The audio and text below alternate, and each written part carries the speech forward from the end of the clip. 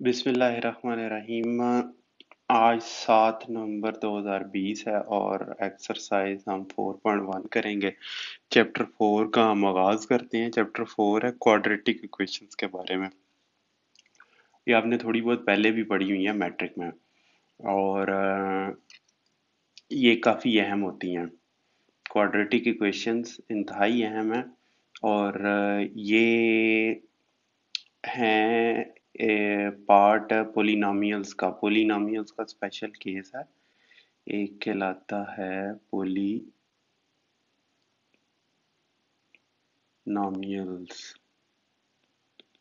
ठीक है जी। Second order polynomial है।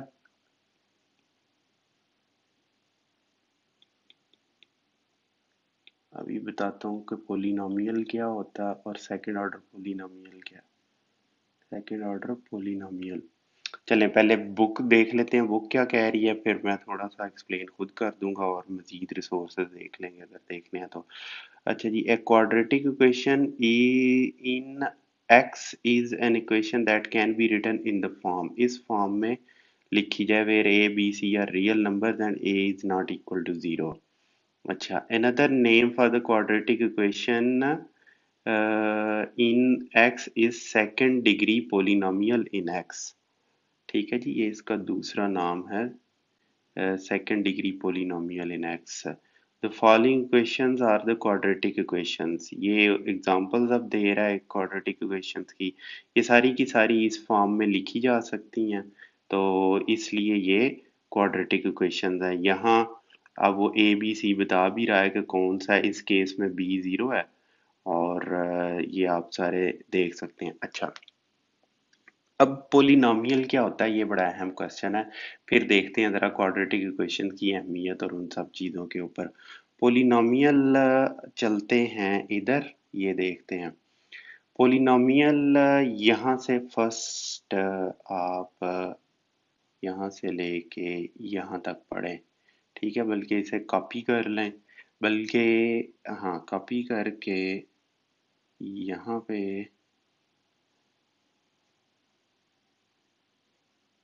अगर पेस्ट कर दिया जाए इसको तो अच्छा रहेगा। चलें,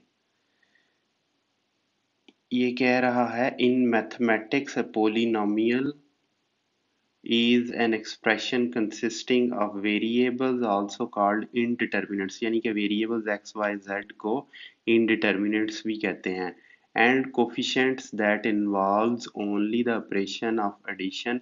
coefficients क्या है इस केस में, ये जो equations आपको नजर आ रही हैं इस केस में कोफिशिएंट थे 1, -7 एंड 10, और इसी तरह इसमें 6, 1, -15 और ये 0 तो खैर उस दूसरी साइड है। ये कोफिशिएंट्स हैं।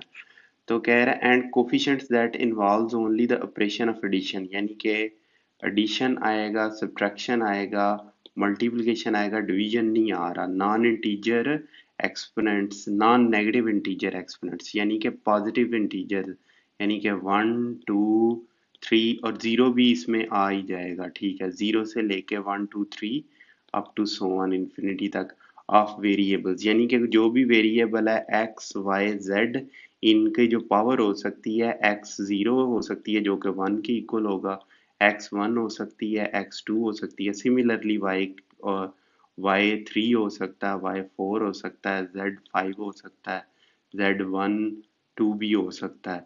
ये वैल्यूज हो सकती हैं। एक्स नेगेटिव वन नहीं हो सकता, Y negative one, Z negative one या नेगेटिव टू वगैरह नहीं हो सकता, फिर ये पोलिनोमियल नहीं रहेगी। एन एग्जाम्पल, यानी कि ये कंडीशंस उसने यहाँ पर बताई हैं कि ये पोलिनोमियल होती है। ये आपने पढ़ लेनी है अच्छे से और फिर आपको पता चल जाएगा पोलिनोमियल्स क्या होती हैं। यानी कि दूसरे अल्फाज में ये जो उसने इधर वर्ड्स फॉर्म में लिखा है, इसे मैं मैथमेटिकली चलें बल्कि करीब ही करके लिख देते हैं। इनको मैं नीचे ले जाऊं ज़रा, इधर कर देते हैं। इसको इस फॉर्म में लिखा जा सकता है, यानी कि वो कह रहा है कि इस फॉर्म में होगी, ए एन कर लें या चलें ए एन ही कर लें, X N plus A N minus one X N minus one plus up to so on plus A one X plus A naught X naught means X zero means one होगा। ये polynomial इस form में है where N is greater than and equal to zero. N zero से बड़ा या उसके equal होगा। N can not be smaller than zero. ये केस उस केस में ये पोलिनोमियल नहीं रहेगी। अब ये मल्टीवेरिएबल एक ये एग्जांपल दी है उसने पोलिनोमियल की यहाँ पर, और एक उसने ये एग्जांपल दी है। ये वाली एग्जांपल सेकंड वाली ये तो तीन वेरिएबल्स की है ना, x की पावर क्यूब है, two X Y Z square है, माइनस वाई जेड है, प्लस वन है। तो ये उसने तीन वेरिएबल्स की ये एग्जांपल दे दी है, लेकिन इस चैप्टर में हम तकरीबन एक ही वेरिएबल x वाली ही देखेंगे पोलिनोमियल्स। तो ये पोलिनोमियल्स बड़ी अहम होती हैं, ये आपने याद रखना है। अच्छा, इसकी फर्दर मैं इसको आपको एक्सप्लेन कर दूं कि ये एक पोलिनोमियल है x प्लस टू, ठीक है। इसका सोल्यूशन जब कहेंगे ना जी कि इस पोलिनोमियल का सोल्यूशन क्या है, तो इसको जीरो के इक्वल सेट कर देंगे और x नेगेटिव टू के इक्वल आ जाएगा। ये एक पोलिनोमियल यानी कि a x प्लस बी, ये एक पोलिनोमियल है। a x square plus B X plus C, ये एक सेकंड ऑर्डर पोलिनोमियल है जिसे क्वाड्रेटिक इक्वेशन कहते हैं। और ये A X cube plus B X square plus C x plus D, ये एक थर्ड ऑर्डर पोलिनोमियल है, थर्ड डिग्री या थर्ड डिग्री पोलिनोमियल है। तो ये पोलिनोमियल्स हैं। इस चैप्टर में हम सिर्फ ये वाली पोलिनोमियल्स पढ़ेंगे सेकंड ऑर्डर की। तो सेकंड ऑर्डर पोलिनोमियल, वैसे तो पोलिनोमियल्स बड़ी अहम है, ये आगे चल के हम अभी बहुत कुछ आपने पढ़ना है। अभी आपने फैक्टोरियल्स पढ़ने हैं, फैक्टोरियल्स ये थ्री फैक्टोरियल, फोर फैक्टोरियल्स, फिर आपने सीरीज पढ़नी है, ये सम पढ़ने हैं, फिर आपने ये फर्स्ट ईयर में पढ़ेंगे, फिर ट्रिग्नोमेट्रिक इक्वेशंस आपने पढ़नी है, ठीक है। कॉस साइन थीटा वगैरह की टर्म्स में भी इक्वेशन होती हैं। फिर आपने सेकंड ईयर में जाके लिमिट पढ़ना है, लिमिट के बाद आपने डिफरेंशिएशन पढ़नी है, फिर जाके आपने सीरीज वगैरह वो मैक्लॉरिन और टेलर सीरीज पढ़नी है। तो तब आपको पता चलेगा कि ये पोलिनोमियल्स कितनी अहम होती हैं। इवन कि ये cos थीटा वगैरह को भी पोलिनोमियल फॉर्म में लिखा जा सकता है। अच्छा, ये one over one minus x ये पोलिनोमियल नहीं है, लेकिन इसको पोलिनोमियल की फॉर्म में कन्वर्ट किया जा सकता है। तो पोलिनोमियल्स तकरीबन हर फील्ड में घुसी हुई हैं मैथमेटिक्स की, ये इंतहाई अहम है। उसकी एक special case, special form quadratic equations हैं, जो कि हम सेकंड डिग्री पोलिनोमियल है इस चैप्टर में पढ़ेंगे। Second degree polynomial of quadratic equation की मैं आपको एग्जांपल दे दूं, अहमियत बता दूं, तो फिर इंशाल्लाह ताला ये पढ़ना शुरू करते हैं, इसका सोल्यूशन देखेंगे और फिर आगे चलेंगे। अच्छा, ब्रीफली मैं बताऊं, इतनी डिटेल में मैं नहीं बताऊंगा, मैं पहले बता चुका हूं पहले तीन चैप्टरों में। Practical importance of quadratic equation, ठीक है जी। पहला तो ये याद रखें कि क्वाड्रेटिक इक्वेशन मैंने आपको बताया था कि ये जो इस तरह के सर्किट हैं, ये एक इलेक्ट्रिकल सर्किट है आपके पास, ये कैपेसिटर है, ये इंडक्टर है, ये रेजिस्टेंस है, ये इनपुट है। इसको जब आप कन्वर्ट करेंगे ना, इसकी इक्वेशन बनाएंगे, तो ये सेकंड ऑर्डर बनेगी, सेकंड ऑर्डर डिफरेंशियल इक्वेशन बनेगी। अब डिफरेंशियल इक्वेशन क्या होते हैं वो आप सेकंड ईयर में पढ़ लेंगे, ठीक है जी। डिफरेंशियल इक्वेशन, और ये मैं आपको बताया था कि मैं सॉल्व भी कर दूंगा आपको ये सेकंड ईयर में चल के ना। तो सेकंड ऑर्डर डिफरेंशियल इक्वेशन बनेगी।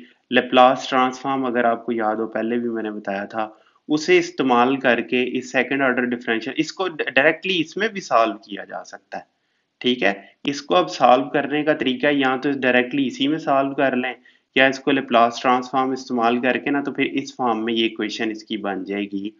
वो कोई इस फॉर्म में आएगी, एस क्या कहते हैं यार, हाँ जी, ये S square plus B S plus C is equal to zero या डी या जो जो भी है जीरो के इक्वल कर लें, क्योंकि अगर रियल है तो वो इधर सी में ले आएंगे, वापस इस साइड पर ले आएंगे। तो ये एस क्या है, एस बताया था कि आपको ये कम्प्लेक्स नंबर है, लेकिन कम्प्लेक्स हो या ना हो कोई मसला नहीं है, उससे कोई फर्क नहीं पड़ता। ये है तो सेकंड ऑर्डर पोलिनोमियल ना, ये इससे मिलती नहीं है इक्वेशन, सिर्फ एस की जगह पर एक्स है इधर, जो हम यहाँ पढ़ने लगे हैं, ठीक है, इक्वल टू जीरो। तो ये बहुत ज्यादा अहम है इसका, यानी कि एक सेकंड ऑर्डर ये सिस्टम हमने पकड़ के कन्वर्ट कर दिया इस इक्वेशन में। ये आप देखें कि ये एक इलेक्ट्रिकल सर्किट था, उसको हमने इसमें पकड़ के कन्वर्ट कर दिया है सेकंड। या इसका दूसरा तरीका ये है, तीन तरीके हैं इसके जो इस वक्त आपको बता सकता हूँ मैं, और भी तरीके हैं हल करने के, लेकिन तीन तरीके हैं। यहाँ तो ये डिफरेंशियल इक्वेशन, ये जो मैंने बताया कि इससे सर्किट को ये डिफरेंशियल इक्वेशन में कन्वर्ट होगा, या तो इसको डायरेक्टली इसी में हल कर लें डिफरेंशियल इक्वेशन को, लेकिन डिफरेंशियल इक्वेशन ना जरा हल करनी डायरेक्टली मुश्किल होती है, उसके लिए फिर लेप्लास ट्रांसफॉर्म बनाई इसीलिए गई है, वो टाइम डोमेन में होता है। जब आप लेप्लास ट्रांसफॉर्म लें ना, तो वो एस प्लेन में या एस डोमेन में कन्वर्ट कर देता है, डोमेन कह लें। और कुछ भी नहीं है, एस डोमेन कुछ भी नहीं है, जैसे टाइम डोमेन का आपको पता है, जैसे आप टाइम में आप ग्राफ बनाते हैं कि ये टाइम है, ये स्पीड है किसी, ये डिस्टेंस कवर कर रही है गाड़ी, यानी कि गाड़ी आगे चलती जा रही है और ये इस साइड पे डिस्टेंस कवर कर रही है। इसी तरह एस प्लेन है, उसमें ये रियल रियल पार्ट है उसका, जो कि मैंने आपको बताया था कि ये इसके इक्वल होता है। और ये ओमेगा वही है जो आप फिजिक्स में पढ़ लेंगे, एंगुलर फ्रिक्वेंसी है, ओमेगा एंगुलर फ्रिक्वेंसी है, ठीक है, कुछ भी नहीं है, इंतहाई बहुत आसान है। और ये रियल पार्ट है कम्प्लेक्स नंबर का। तो ये जब आप इसको यहाँ पर प्लॉट करेंगे, तो ये एस प्लेन कहलाता है, एस प्लेन ये जो मैंने ड्रॉ किया यहाँ, ये एस प्लेन कहलाता है, और इसीलिए इसको एस डोमेन कहते हैं। तो क्वेश्चन है कि टाइम डोमेन से हम एस डोमेन में लेप्लास ट्रांसफॉर्म इस्तेमाल करके क्यों लेके जा रहे हैं। उसका ये आंसर है कि ये जो डिफरेंशियल इक्वेशन है ना, वो टाइम डोमेन में है, वो थोड़ी सी हल करनी थोड़ी सी मुश्किल होती है। तो जब ऑर्डर जैसे जैसे बढ़ता जाएगा, third order, fourth order, fifth order, 20th order, तो वो सॉल्व करनी थोड़ी सी मुश्किल होती है टाइम डोमेन में। फिर उसको सॉल्व करने के लिए हम एस ये लेप्लास ट्रांसफॉर्म करके एस डोमेन में ले आते हैं। तो जब एस डोमेन में आती है तो सिर्फ और सिर्फ क्या रह जाता है, सेकंड ऑर्डर इक्वेशन रह जाती है, जिसको कि हम यही टेक्निक्स जो इस चैप्टर में हम पढ़ेंगे इस्तेमाल करके सॉल्व कर लेते हैं, और इसका हमें सोल्यूशन मिल जाता है। और दो दो रूट्स हमें मिल जाते हैं। रूट्स क्या होते हैं वो अभी मैं आपको बताता हूँ आगे चल के, अभी मैं प्रैक्टिकली बताता हूँ, सिर्फ अभी मैं बता रहा हूँ कि ये इस सर्किट को, ये जो ऊपर सर्किट बनाया वो कन्वर्ट किया जा सकता है सेकंड ऑर्डर डिफरेंशियल इक्वेशन में, उसके बिहेवियर को। अच्छा, दूसरा तरीका ये था कि सेकंड ऑर्डर डिफरेंशियल इक्वेशन को ना 2 by 2 के मैट्रिसेस में भी कन्वर्ट किया जा सकता है। इस तरह का आएगा, ये 2 by 2 का मैट्रिक्स होगा, और इधर ये दो वेरिएबल्स आएंगे, एक होगा वीसी वोल्टेज होगा, कैपेसिटर का वोल्टेज, और इंडक्टर की करंट, और ये इनपुट होगी वी इन, और ये जीरो। इस तरह इसमें भी कन्वर्ट किया जा सकता है। अब ये वी सी का डेरिवेटिव होगा, ये आई सी का डेरिवेटिव, इसके ऊपर डॉट लगाया है। ये डेरिवेटिव सेकंड ईयर में जाके आप पढ़ लेंगे। तो कहने का मकसद है कि इस तरह भी इस सिस्टम को सॉल्व किया जा सकता है। ये ज़रा हायर लेवल की टेक्निक है, लेकिन इसके फ़ायदे, और ये मैं बार बार बता चुका हूँ, कंट्रोल सिस्टम्स, रोबोटिक्स और उसमें ये इस्तेमाल होती हैं। और ये मिसाइल टेक्नोलॉजी और जितना भी आपके डिफेंस में ये काम हो रहा है, उसमें आपको यही काम करना पड़ता है। कोई भी सिस्टम है, उसकी ये पहला मैथमेटिकल मॉडलिंग करनी पड़ती है, सिस्टम लिख के उसकी कन्वर्ट करके, तो फिर उसके ऊपर ये मैथमेटिकल एनालिसिस परफॉर्म करना पड़ता है। तो ठीक है, इस सर्किट को मैंने हल करने के आपको तीन तरीके बताए कि इसकी डिफरेंशियल इक्वेशन लिखें, उसे लेप्लास वो हल कर लें, या फिर इसको लेप्लास ट्रांसफॉर्म के जरिए हल कर लें, उसकी लेप्लास ट्रांसफॉर्म लें और हल करें। और तीसरा तरीका फिर ये है कि इसको ये मैट्रिक्स फॉर्म में लिखें और फिर उसको हल करने की कोशिश करें।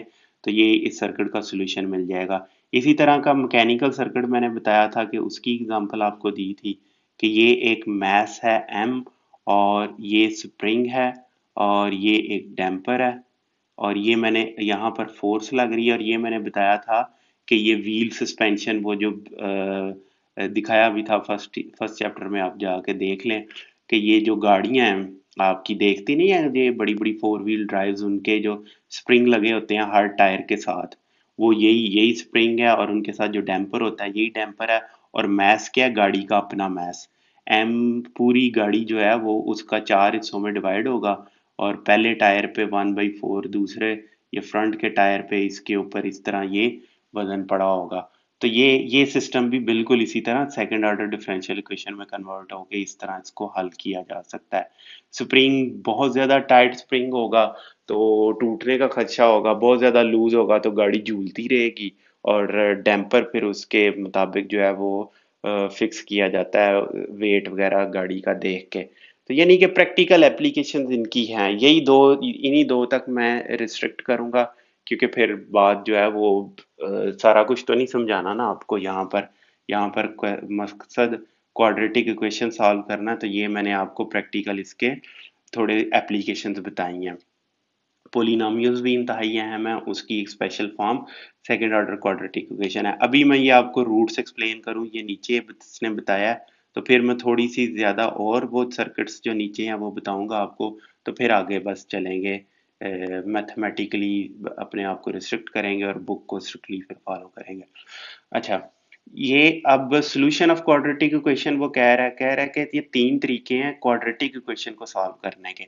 मैंने जो नीचे तीन तरीके बताए हैं वो मुख्तलिफ हैं, वो इस सर्किट को सॉल्व करने के तीन तरीके हैं, वो मुख्तलिफ हैं। वो सिर्फ और सिर्फ इस इक्वेशन को बता रहा है, क्वाड्रेटिक इक्वेशन के आगे तीन तरीके हैं सॉल्व करने के। पहला फैक्टराइजेशन वाला, मैट्रिक अगर आपने किया तो वहां तजज़ी कहते थे उर्दू में, अगर आपने मैट्रिक पढ़ी है, मैंने तो उर्दू में पढ़ी हुई है, मुझे याद है, इसे तजज़ी कहते हैं अरबी में, कि तजज़ी करके जी फैक्टराइजेशन करके करें। अभी हम देखते हैं, पता चल जाता है ये कैसे होती है। इंतहाई आसान है ये, जो क्वेश्चन फैक्टराइजेशन से होते हैं वो बड़ी इजीली हो जाते हैं। अच्छा जी, by completing square, square complete करके कर लें, ये भी तकरीबन ये मिलता जुलता है, फैक्टराइजेशन सही मिलता जुलता है। अच्छा, और तीसरा तरीका है कि वही क्वाड्रेटिक फार्मूला फिर आप लगा लें, क्वाड्रेटिक इक्वेशन का आपको फार्मूला आता है। अब वो कह रहा है कि it involves factoring the polynomial, it makes use of the fact that a b is equal to 0, then a is equal to 0 or b is equal to 0. For example, if n na, then either x is equal to 0 or x minus 4 is equal to 0. ठीक है जी। तो अब वो कह रहा है कि इस इक्वेशन को सॉल्व करें, ये आपने पहले पढ़ा हुआ, कोई मुझे बताने की यहाँ जरूरत नहीं है, ये इन दोनों में से कोई एक सॉल्यूशन आ जाएगा इसका। ठीक है, इसके दो सॉल्यूशन है, या 2 इज इक्वल टू 5 है, 4 है। अच्छा हाँ, जितने ऑर्डर की पोलिनोमियल होगी ना उतना ही उसके सॉल्यूशंस होंगे। मसलन इस पोलिनोमियल में सिर्फ और सिर्फ एक सॉल्यूशन होगा, ये वाली जो पोलिनोमियल है, क्यों? क्योंकि ये फर्स्ट ऑर्डर की पोलिनोमियल है, x की पावर एक है, a की वैल्यू इसको सेटिस्फाई करेगी।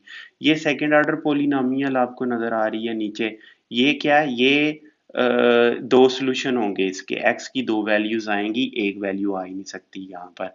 ये थर्ड ऑर्डर पोलिनोमियल है, जब आप इसको जीरो के इक्वल सेट करके हल करेंगे तो तीन वैल्यूज आएंगी x की, तीन से ज्यादा नहीं, तीन से कम नहीं। अगर फर्ज करें ये इक्वेशन है ना, X square minus two X plus one is equal to zero, तो X minus one square is equal to zero, तो एक्स वन के इक्वल आता है। तो अब आप कहेंगे जी कि ये क्या बात हुई, ये तो एक्स वन ही सोल्यूशन है, एक ही रूट है इसका।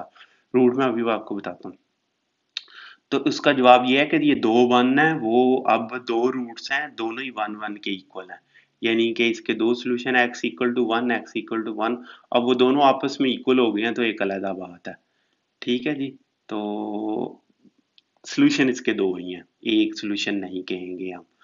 अच्छा जी, अब ये लाइन बड़ी अहम है, इसको द सोल्यूशन, ये नीचे ये जो नोट लिखा हुआ है ये बहुत अहम है, ये आपने पहले बांध लेना अपने। The solution of an equation are called, solutions of an equation are called its roots. इसके जो सॉल्यूशन है, यानी कि कोई भी इक्वेशन आपको दी है, ये मैं जरा एक्सप्लेन कर दूं तो आपको, मैं कहूं जी कि ये इक्वेशन है x प्लस टू, इसके रूट्स बताओ, तो इसको हम 0 के इक्वल सेट कर देंगे, इसको हल कर लेंगे। ये -2 है, ये इसका हल है और इसी को रूट कहते हैं। तो इस इक्वेशन का रूट क्या है? x is equal to -2, x is equal to -2, यानी कि रूट वो वैल्यू उस वेरिएबल की होती है जो उसको, उस पोलिनोमियल या उस फंक्शन को 0 के इक्वल कर दे।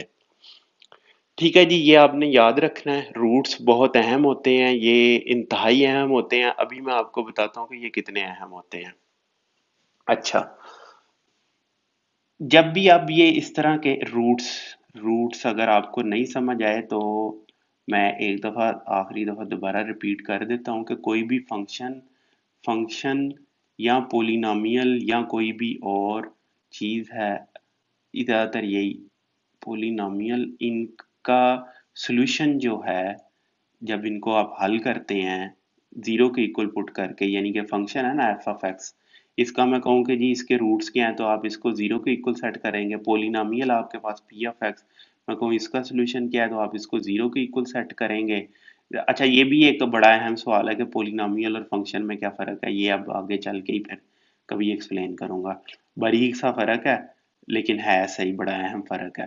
तो ये जो भी इसका x की वैल्यूज आएंगी, x की वैल्यू फर्ज करें ये सेकंड ऑर्डर है, तो x1 और x2 दो वैल्यूज आएंगी। पोलिनोमियल अगर थर्ड ऑर्डर है तो x1 x2 x3 three values आएंगी। अच्छा, ये देख लें कि ये x ही है जिसको मैं x1 x2 x3 कह रहा हूँ, ये मुख्तलिफ वेरिएबल्स नहीं है। तो कंफ्यूजन ना हो जाए, एक्स ही लिख लेते हैं जी। एक्स की कोई वैल्यू आएगी, दो वैल्यूज आ जाएंगी एक्स की, फिर यहाँ तीन वैल्यूज आ जाएंगी क्योंकि ये थर्ड ऑर्डर की पोलिनोमियल थी, ये सेकंड ऑर्डर का फंक्शन था। तो इनको इसके रूट्स कहेंगे। ठीक है जी, रूट्स मैं दोबारा एक्सप्लेन कर दूं, बल्कि ऊपर चल के आप वो इक्वेशन पढ़ ही लें। The solution of an equation are also called its roots, यानी कि ये रूट्स आए हैं ना 2 और 5, ये 2 और 5 को अगर आप इस इक्वेशन में यहाँ पुट कर दें तो ये 0 के इक्वल हो जाएगी। 2 भी पुट कर दें तो 0 के इक्वल हो जाएगी, और 5 भी पुट कर दें तो 0। ये नहीं करना कि 2 और 5 टुगेदर पुट कर दें, करके देख लें।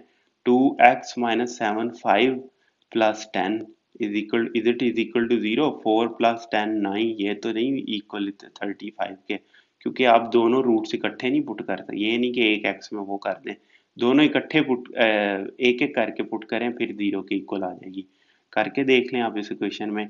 x 2 के इक्वल है ना, 2 स्क्वायर माइनस 14 प्लस 10, तो ये हो जाएगा 4 प्लस 10 माइनस 14, ये 0 के इक्वल आ जाएगा। ये आ जाएगा जी 25 माइनस 35 प्लस 10, तो ये भी 0 के इक्वल आता है। तो ये, इसे कहते हैं कि ये रूट्स इन्होंने सेटिस्फाई कर दिया इस इक्वेशन को।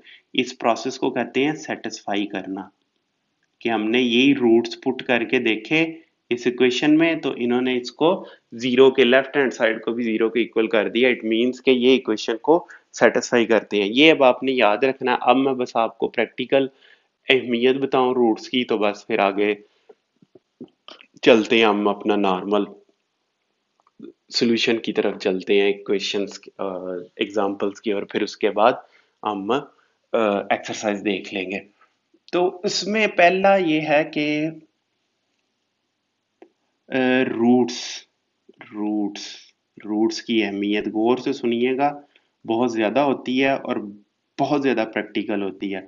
फर्ज करें कि मेरे पास यही सर्किट है। ठीक है जी, यही सर्किट है। यहाँ थोड़ा सा कम्प्लेक्स ले लेते हैं, एक इलेक्ट्रिक मोटर है। ठीक है,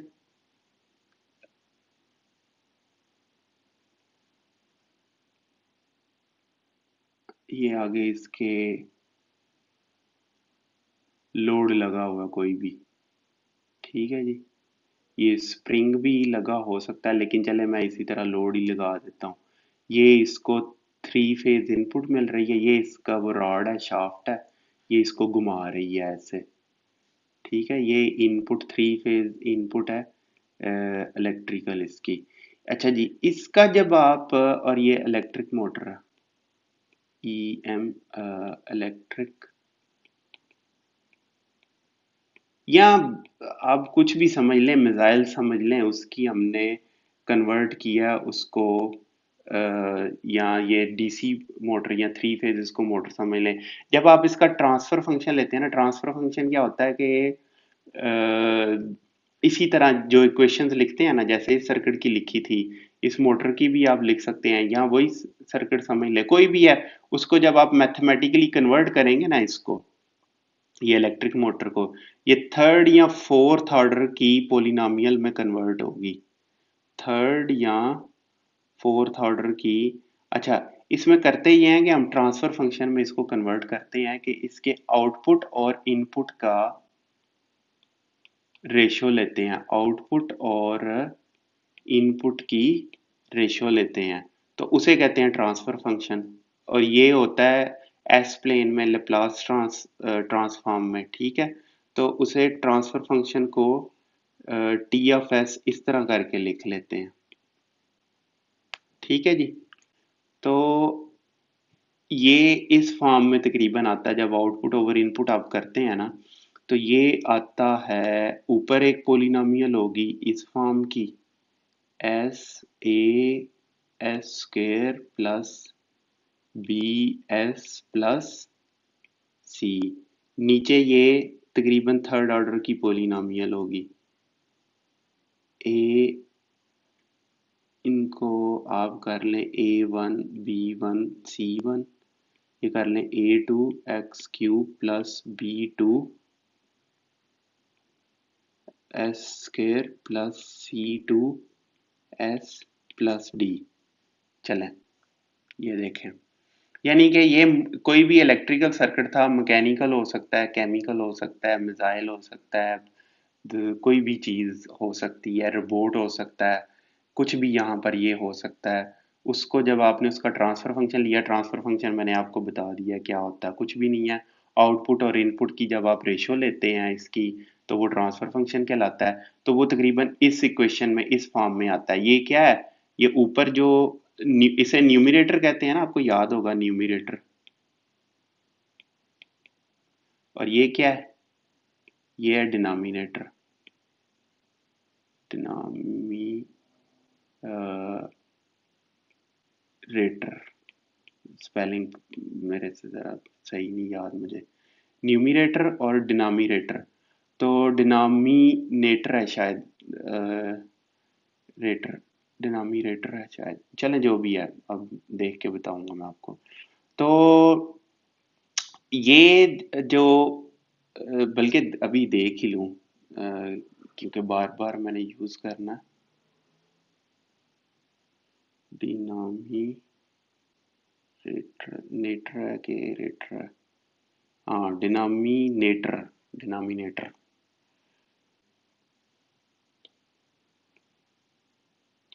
डिनोमिनेटर, डिनोमिनेटर, ठीक है। न्यूमिनेटर कहते हैं ये जो रेशियो लिखी हुई है उसके जो टॉप पे है, उस ऊपर वाले पोलिनोमियल को न्यूमिनेटर कहेंगे, ये पूरी की पूरी न्यूमिनेटर कहलाएगी, और ये पूरी की पूरी डिनोमिनेटर कहलाएगी। इन दोनों की इंतहाई ज़्यादा अहमियत होती है इस सिस्टम के लिए। ये जो प्रैक्टिकल सिस्टम, ये इलेक्ट्रिक मोटर पूरी दिखाई है मैंने आपको, या इधर कोई भी और सिस्टम होगा, ये पूरी की पूरी ये जो ट्रांसफर फंक्शन है इसका कच्चा चट्ठा इसमें, इसका ब्लूप्रिंट या इसकी तमाम की तमाम कैरेक्टरिस्टिक्स इस इक्वेशन में एक में मौजूद है। अब आप देख लें कि इसका जो न्यूमिनेटर है वो क्या है, वो है सेकंड ऑर्डर पोलिनोमियल है, और इसका डिनोमिनेटर क्या है, वो थर्ड ऑर्डर पोलिनोमियल है। अब ऊपर वाली जो है क्वाड्रेटिक इक्वेशन है, उसे जब आप सॉल्व करेंगे तो क्या आएंगे, दो रूट्स आएंगे। ये ऊपर जो एग्जांपल है आपके पास, न्यूमिरेटर, जब इसको सॉल्व करेंगे, न्यूमिरेटर सॉल्व्ड, तो हमारे पास क्या होगा, दो सॉल्यूशंस होंगे, टू सॉल्यूशंस। और जब आप डिनोमिनेटर को सॉल्व करेंगे तो आपके पास तीन सॉल्यूशन होंगे, थ्री सॉल्यूशंस, यानी कि एस की 3 वैल्यूज होंगी, यहाँ पर एस की 2 वैल्यूज हैं और यहाँ पर एस की 3 वैल्यूज हैं। इस ट्रांसफर फंक्शन के जो डिनोमिनेटर्स होते हैं ना, उनको डिनोमिनेटर की वैल्यूज को उन्हें पोल्स कहते हैं। यानी कि ये जो वैल्यूज होंगी ना, उन्हें पोल्स कहेंगे। हैं तो ये रूट्स ही, लेकिन इनके लिए स्पेशल नाम रखा हुआ हमने। ये जो है, ये क्या है, रूट्स है ना। रूट्स, थ्री थ्री सॉल्यूशंस या 3 रूट्स लिख दें इधर।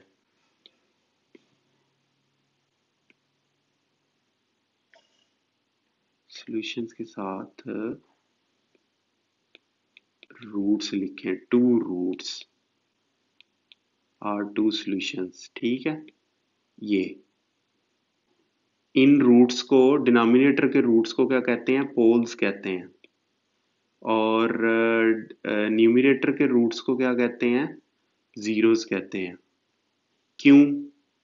जब आप s की वैल्यूज रखेंगे ये न्यूमरेटर में, तो ये क्या हो जाएगा, जीरो हो जाएगा। ऊपर वाली न्यूमरेटर जब जीरो हो जाएगा तो ट्रांसफर फंक्शन क्या हो जाएगा, जीरो हो जाएगा। तो इसलिए इसको जीरोस कहते हैं। न्यूमरेटर डिनोमिनेटर में जब आप s की वैल्यूज ये रूट्स में से कोई रखेंगे तो क्या होगा, ये जीरो हो जाएगा। तो न्यूमरेटर ओवर जीरो क्या होता है, इन्फिनिटी।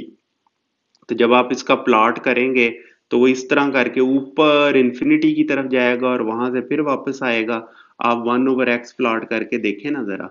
आप 1/x प्लॉट करें, ये x एक्सिस है, ये 1/x यहाँ पर प्लॉट करें, तो ये ऐसे प्लॉट होगा इसका।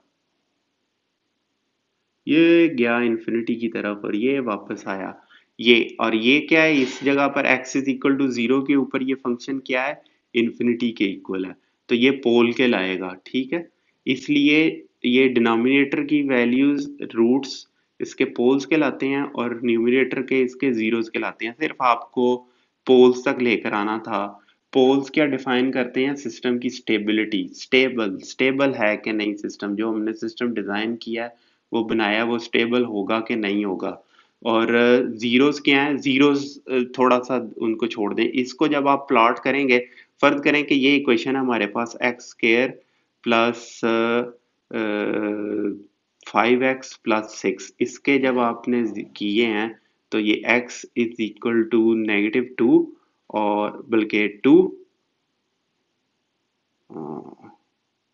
नहीं -2, x इज इक्वल टू -2 और x इज इक्वल टू -3। ये दो रूट्स आ गए। ये यहाँ पर मैंने प्लॉट कर दिए इनको। यहाँ पर इस वैल्यू पर ये x एक्सिस है, ये यहाँ पर इधर ये प्लॉट हुआ फंक्शन प्लॉट कर दें, तो यहाँ पर x इज इक्वल टू 2 और 3 पे इसका इस तरह का कोई ग्राफ आएगा, इसका, ठीक है। इसके ऊपर ये 0 0 हो जाता है, ये वाला फंक्शन। समझ लगी? अच्छा, इसी तरह ये पोल्स हैं और जीरोस हैं हमारे पास। जब इनको एस प्लेन में आप प्लॉट करेंगे, पोल्स को हम फर्ज करें हमारे पास एक ऐसी पोलिनोमियल है जिसके ये 3 पोल्स आ गए, यानी कि 3 रूट्स से, -1, -2, -3 और 2 जीरोस ऐसे आ गए। न्यूमरेटर की ऐसी वैल्यूज थी कि दो जो जीरोस हैं, जीरोस को जी से और पोल्स को ये क्रॉसेस से, ये एस प्लेन में अब मौजूद हैं, एस प्लेन में, एस प्लेन, ठीक है। ये 1 और ये 2 आ गए। मैंने बस आपको यहीं पर अब मजीद ज्यादा नहीं, यहाँ तक लाना था। बताने कहने का मकसद है कि ये जो पोल्स है ना, ये ट्रांसफर फंक्शन के, ये नेगेटिव होने चाहिए, ठीक है। ये क्या होने चाहिए, नेगेटिव होने चाहिए। नेगेटिव होंगे तो ये सिस्टम स्टेबल होगा। दूसरे अल्फाज में ये एस प्लेन के, ये एस प्लेन का ये है ना, ये जे ओमेगा, ये इधर नेगेटिव साइड पर होने चाहिए, तो ये सिस्टम स्टेबल होगा, नहीं तो ये सिस्टम अनस्टेबल होगा। स्टेबल होने का क्या मतलब है कि जो आपने मिसाइल बनाया है, वो मैथमेटिकली आप बता सकते हैं मिसाइल चलाने से पहले कि ये स्टेबल है कि नहीं है, ये हवा में फटेगा या कहीं और फटेगा कि ये निशाने तक जाएगा। और भी बड़े बहुत सारे फैक्टर्स हैं, लेकिन उनमें से एक ये है कि उसका ट्रांसफर फंक्शन आप फाइंड आउट करें और इस इक्वेशंस को सॉल्व करें और ये पोल्स और जीरोस देखें। अगर तो पोल्स सारे के सारे लेफ्ट हैंड प्लेन में है, जीरो से इतना फर्क नहीं पड़ता, जीरोस लेफ्ट साइड पे भी हो सकते हैं, राइट साइड पे भी हो सकते हैं। आप देख सकते हैं कि पोल्स की ज्यादा अहमियत है क्योंकि वो डिनोमिनेटर में है। जब वो जीरो होंगे तो मैथमेटिकली भी हमें पता नहीं चलता कि इन्फिनिटी को कैसे हल करें। एक बड़ी अहम मैंने वीडियो देखी थी कि इन्फिनिटी है क्या। वो एक बड़ा ये कंसेप्चुअल क्वेश्चन है कि ये कितना बड़ा नंबर है। इन्फिनिटी को कहते हैं हम अनलिमिटेड, अनकाउंटेबल। तो ये कितना बड़ा है, हाउ बिग इज इन्फिनिटी, ये एक बड़ा इंटेलेक्चुअल किस्म का और मैथमेटिकल बड़ा डीप किस्म का क्वेश्चन है कि जितना भी आप नंबर सोचेंगे उससे बड़ा कोई ना कोई नंबर होगा। तो इन्फिनिटी फिर चीज क्या है। खैर, ये एक अलग बहस है। बताने का आपको मकसद था कि अगर पोल्स लेफ्ट हैंड प्लेन में होंगे, इस साइड पर पोल्स होंगे, जैसे ही कोई प्लेन इधर गया नहीं, तो मैथमेटिकली भी ये पॉसिबल है। आप देख लेंगे सेकंड ईयर में जाके कि ई की पावर, इनको जब आप सॉल्व करते हैं ना तो ई की पावर आती है। ई की पावर अगर आप टी आ जाए, ये जब आप इसको सॉल्व करेंगे ना तो ई की पावर नेगेटिव टी आएगा, प्लस ई की पावर नेगेटिव टू टी आएगा, प्लस ई की पावर नेगेटिव थ्री टी। बीच में कांस्टेंट्स हैं, मैं उनको इग्नोर कर रहा हूँ। तो नेगेटिव टी इसको प्लॉट करें तो इसने डिके हो जाना है, इसे प्लॉट करें ये थोड़ा सा जल्दी डिके हो जाएगा, इसे प्लॉट करें ये थोड़ा सा और जल्दी हो जाएगा, तीनों से जरा। तो लेकिन जब आप e पावर t प्लॉट करेंगे तो ये इस तरह बढ़ता जाएगा और ये तो इन्फिनिटी तक जा रहा है। मैथमेटिकली भी आपको नजर आ रहा है कि ये सिस्टम अनस्टेबल है। तो कहने का बात करने का मकसद सारा ये था कि ये पोलिनोमियल्स और सेकंड ऑर्डर थर्ड ऑर्डर बहुत ज़्यादा इस्तेमाल होती हैं प्रैक्टिकली, इनकी प्रैक्टिकल एप्लीकेशंस हैं। Do not look down upon them. मेरे ख्याल में इतना बताना काफ़ी है। बस इसमें यह है कि ज़ीरोज़, ये पोल्स के जब पैरामीटर्स चेंज किए जाते हैं ना तो फिर इनकी वैल्यूज़ चेंज होती रहती हैं। ये पोल्स अपनी लोकेशन चेंज करते रहते हैं। ठीक है, जब of course A B C की वैल्यू आप चेंज करेंगे, ये आप ऊपर सर्किट में देखें ना, यहाँ पर वेरिएबल अगर मैं रेजिस्टेंस लगा दूं तो जैसे आर की वैल्यू चेंज होगी तो ये ए बी सी जो इक्वेशन है वो चेंज होगी और रूट्स की वैल्यू चेंज होगी। वेरिएबल इंडक्टर भी होता है, वेरिएबल कैपेसिटर भी होता है। तो आर एल और सी की वैल्यू चेंज करके इसको चेंज करेंगे तो इसका मतलब पोल्स एंड जीरोस अपनी पोजीशन चेंज करेंगे। ये मोटर में भी ये इसमें भी ये पॉसिबल है, मिसाइल में भी ये पॉसिबल है। तो हम जैसे ही वो वैल्यूज चेंज होंगी हमने फाइंड आउट करना है कि ये सिस्टम स्टेबल है कि नहीं है। तो इतनी ज़्यादा प्रैक्टिकल अहमियत है इस चैप्टर की, ये बस इतना आपको बताना था। अब हम आगे चलते हैं। नेक्स्ट ये नेक्स्ट पेज पे बुक दे रही है कि अब तीन जो मेथड्स पीछे बताए थे उनमें से एक के जरिए सॉल्व करके बताने लगा कैसे सॉल्यूशन करना है क्वाड्रेटिक इक्वेशन का। तो क्वाड्रेटिक इक्वेशन में आप देखें कि कंप्लीटिंग स्क्वायर्स है, ये उसने एग्जांपल दी है। इसका अगर स्क्वायर कंप्लीट करना तो कैसे करेंगे, ये आपको याद होगा। अच्छा, इसके बारे में आपने इतनी टेंशन नहीं लेनी है 437 के बारे में। ये कंप्लीट स्क्वायर खुद हो या ना हो वैसे तो उससे कोई खास फर्क नहीं पड़ता। उसकी वजह यह है कि आप ये देखें कि ये जो इक्वेशन है आप इसको लिख लें, 2 into 2 2x और ये -437 इक्वल टू 0। 437 को आप उधर ले चलें और स्क्वायर कंप्लीट करने के लिए क्या करेंगे, इधर 2 कर लें आप। ठीक है, ऐसे ही करते हैं ना। और इसका स्क्वायर होना चाहिए ना 2 का।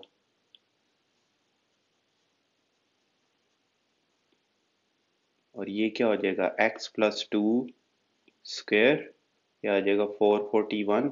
441 होता है 21 का स्क्वायर।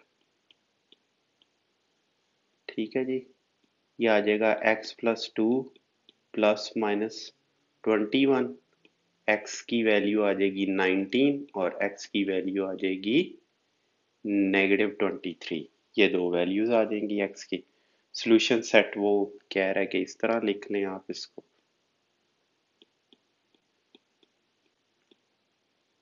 चलें, अब क्वाड्रेटिक फार्मूला इस्तेमाल करके वो बता रहा है कि इसे हल किया जा सकता है। इसी को आप कर लें या कोई और एग्जांपल देख लें। क्वाड्रेटिक फार्मूला आपको अच्छी तरह आता है, मैट्रिक में आपने इसे पढ़ा है। अब वो यहाँ पर इसे ड्राइव करने लगा है क्वाड्रेटिक इक्वेशन क्वाड्रेटिक फार्मूले को।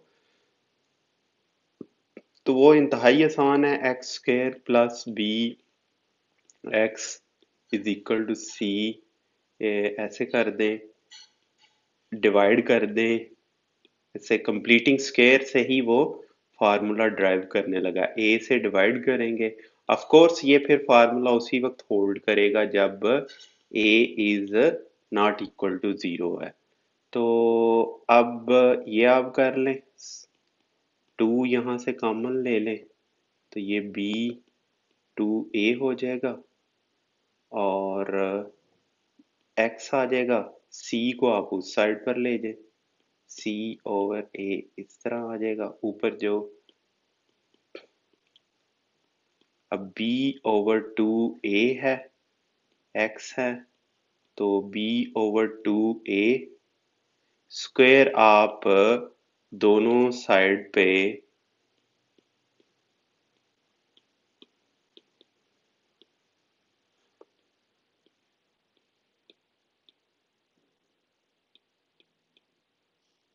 चलें।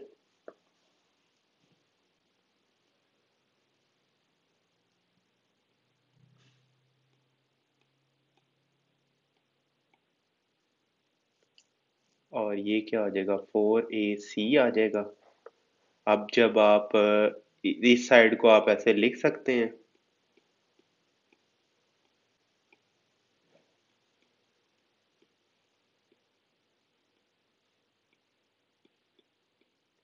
ये आप प्लस माइनस लिखें,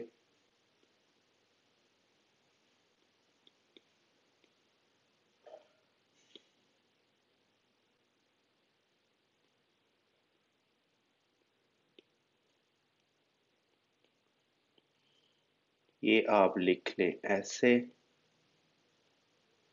negative plus minus two A B square minus four A C, और इसे आप लिख सकते हैं ऐसे। सारी चीजें सेल्फ एक्सप्लेनेटरी थी, कोई इसमें रॉकेट साइंस नहीं थी जो मैं आपको बहुत ज्यादा एक्सप्लेन करता।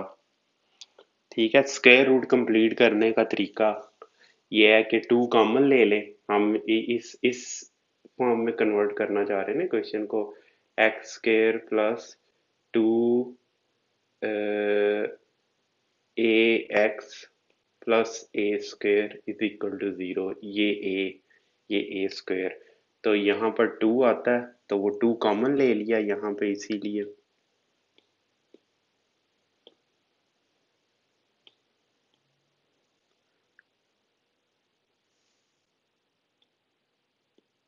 इसे आप ऐसे अलहदा से ही रहने दें। यहाँ पे इसीलिए टू कॉमन लिया और इसलिए टू ए हो गया, और यहाँ पे स्क्वायर, इसका स्क्वायर दोनों साइड पर ऐड कर दिया, बी ओवर टू ए का स्क्वायर, तो ये साइड स्क्वायर कंप्लीट हो गया और ये साइड ये बन गई। अब नेक्स्ट हमने सिर्फ और सिर्फ स्क्वायर रूट लिया, दोनों साइडों का स्क्वायर रूट लेके और एक्स की वैल्यू फाइंड आउट कर ली है, तो ये हमें मिल गया सॉल्यूशन।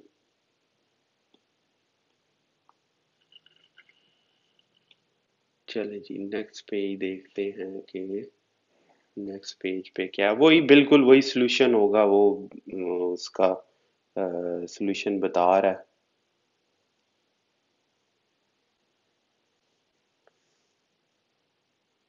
अगर आप लिखना चाहें तो इसको ऊपर भी चाहें तो ये ले जाएं ताकि कंटिन्यूटी रहे। इसको ऐसे कर लें, थोड़ा सा ऐसे कर लें, थोड़ा सा ऐसे कर लें, चले हो गया। इसको ऊपर ले जाएं,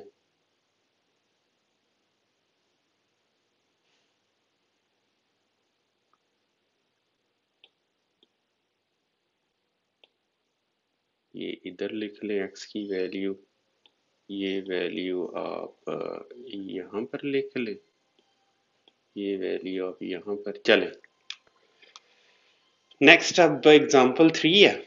एग्जाम्पल 3 में वो ये उसने दी है polynomial second order quadratic equation, second order polynomial यानी कि क्वाड्रेटिक इक्वेशन है।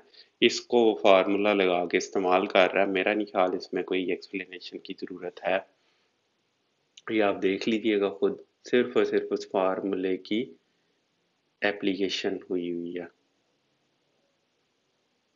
ये आसान ही है। अब ये क्वेश्चन तो इंतहाई आसान है। ये सॉल्व किया उसने, यहाँ पर ये दो सॉल्यूशंस मिलके, इसके ऊपर भी वो फार्मूला अप्लाई करके तो ये दो सॉल्यूशंस मिल गए। चलें नेक्स्ट हम सॉल्व करते हैं एक्सरसाइज। ये कह रहा है फैक्टराइजेशन के ज़रिए इसको सॉल्व करें। तो एक्सरसाइज है ये रिलेटिवली ये इजी चैप्टर है पिछले चैप्टर से। पिछला चैप्टर भी आसान था लेकिन वो लेंथी था, और उसमें एक मैट्रिक्स में आपको याद है कि 18 नंबर्स को हमें एट ए टाइम हैंडल करना पड़ता था, तो उसमें गलती के चांसेस काफ़ी ज़्यादा हो जाते थे। और वो था लेंथी चैप्टर था। ये चैप्टर भी लेंथी नहीं है। पहला क्वेश्चन देखें हम, question 1, 3x square plus 4x plus 1 is equal to 0। अब इसका स्क्वायर हमने कंप्लीट करना है, तो पहले ये आप ऐसे कर लें, 3 से डिवाइड करना चाहें तो डिवाइड कर लें, वैसे नहीं करना तो फिर आप इसको ऐसे कर लें, प्लस x और फैक्टराइजेशन है तो ये आएगा 3x कॉमन आ जाएगा, x प्लस 1 आ जाएगा, और ये x प्लस 1 ये 0। इसे ऐसे लिखा जा सकता है x plus 1 into x plus 1। अब मैं इधर ये एक्सप्लेन नहीं कर रहा कि यहाँ 1 था, ये देखें कि जी यहाँ 1 था, x प्लस 1 है, और ये आ गया और ये 0। अब ये दोनों में से कोई एक 0 है या दोनों ही 0 है,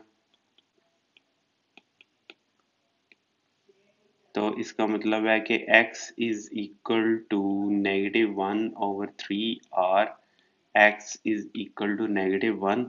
सॉल्यूशन सेट क्या होगा हमारे पास, -1 का। अगर आप चाहें तो इसे पुट करके देख सकते हैं कि यही आंसर है या नहीं है। मेरे ख्याल में ठीक है आंसर यही। अच्छा जी, वैसे पेपर में आप ज़रूर चेक कीजिएगा पुट करके।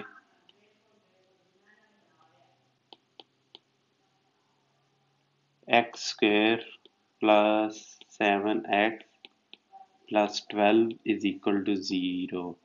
ये अब आपको अगर याद हो कि ये 4 और 3 में कन्वर्ट कर दें इसको, 3 × 4 12 होता है ना, तो 4 और 3 में कन्वर्ट हो जाएगा। ये आपको याद रखना पड़ेगा कि ये मिडल वाले की फैक्टराइजेशन होती है, उसी को आपने कन्वर्ट करना होता है इस तरीके से कि इन दोनों का। अच्छा चलिए ये मैं एक्सप्लेन कर दूं, हाँ, कि फैक्टराइजेशन में ax² plus bx plus c is equal to 0। इसमें आप करते हैं कि a और c का प्रोडक्ट है, b को इस तरह डिवाइड करना है हमने कि a और c के इक्वल आ जाए, यानी कि b could be b minus d into d। ठीक है, इस तरह b को डिवाइड करते हैं कि यानी कि इस एग्जांपल में आप देखेंगे क्या किया कि 1 × 12, 12 की इक्वल आया तो 7 को हमने 4 7 माइनस 3 कर दिया इंटू 3, तो 4 इंटू 3 ये भी 12 होता है। तो ये फैक्टराइजेशन इस तरह की जाती है। मैट्रिक में आपने पढ़ी है इसलिए मैं इतनी ज़्यादा नहीं इस पे अहमियत यानी कि एक्सप्लेनेशन इसकी दे रहा है, ये वैसे इधर ही रहना चाहिए था। चलें, तो 4 और 3 में डिवाइड कर दिया, ये x+4, ये होगा 3x+4 is equal to 0। x+3 into x+4 is equal to 0। x is equal to -3, x is equal to -4। चलें, ये और इसका सॉल्यूशन सेट आएगा -3 और -4।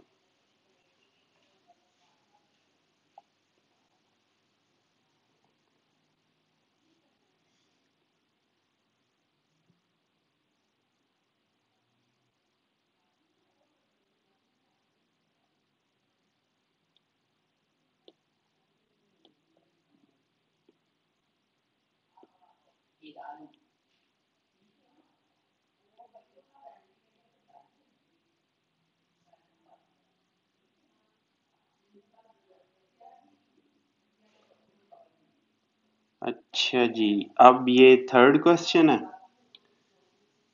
थर्ड क्वेश्चन में 9x² -12x-5 is equal to 0। इसमें फिर ये 9 और 5 को आप मल्टीप्लाई करें -45 हो जाएगा। तो -45 का मतलब है कि एक नेगेटिव और एक पॉजिटिव चाहिए हमें। तो 15 × 3 अगर आप करें, ये जो 12 है वो 15 × 3 में कन्वर्ट करें तो -45 होता है। तो यही फैक्टराइजेशन से इस तरह हम कर सकते हैं। साइड पे यहाँ मैं ऐसे लिख दूँ ना कि 9 into -5 is equal to 15 into 3 -45 -45। तो ये अब हो जाएगा x² माइनस 3, किसी भी तरह से हो जाएगा, दोनों सूरतों में इसको हो जाना चाहिए, लेकिन हम ऐसे कर लेते हैं। यहाँ से 3f(x) कॉमन ले लें, ये 3x है -5 है +1 है 3x और ये है और इक्वल टू 0 है। 3x+1 है 3x-5 इज इक्वल टू 0 है। और अब ये दोनों वैल्यूज 0 के इक्वल आप पुट कर दें, ये भी 0 के इक्वल पुट कर दें, ये x 5/3 के इक्वल पुट कर दें और ये x -1/3 के इक्वल पुट कर दें। ये सेट सॉल्यूशन सेट इसका हो जाएगा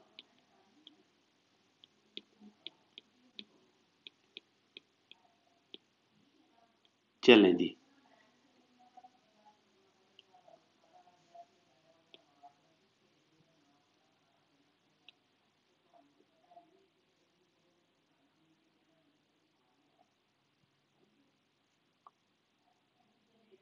हाँ, ये नेक्स्ट पेज सिलेक्ट हो गया।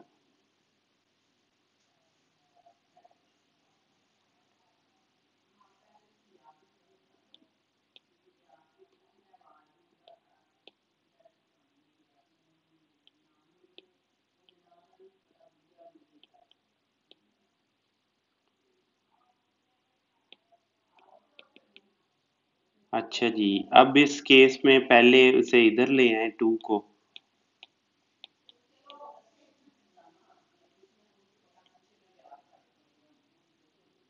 चलें, ये 1 है, 1 को 2 से मल्टीप्लाई किया तो -2 आएगा और ये -2 इंटू 1 -2 और -2 हुआ, ये था, ये है और ये -1 इसमें कन्वर्ट होगा।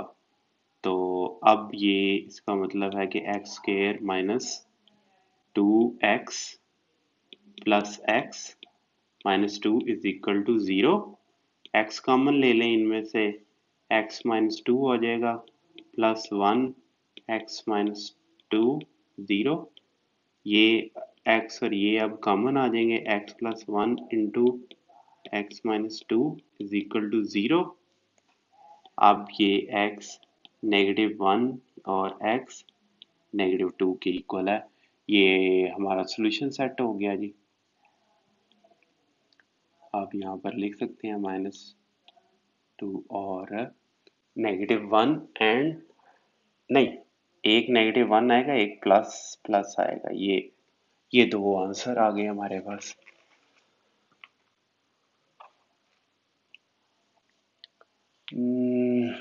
नेक्स्ट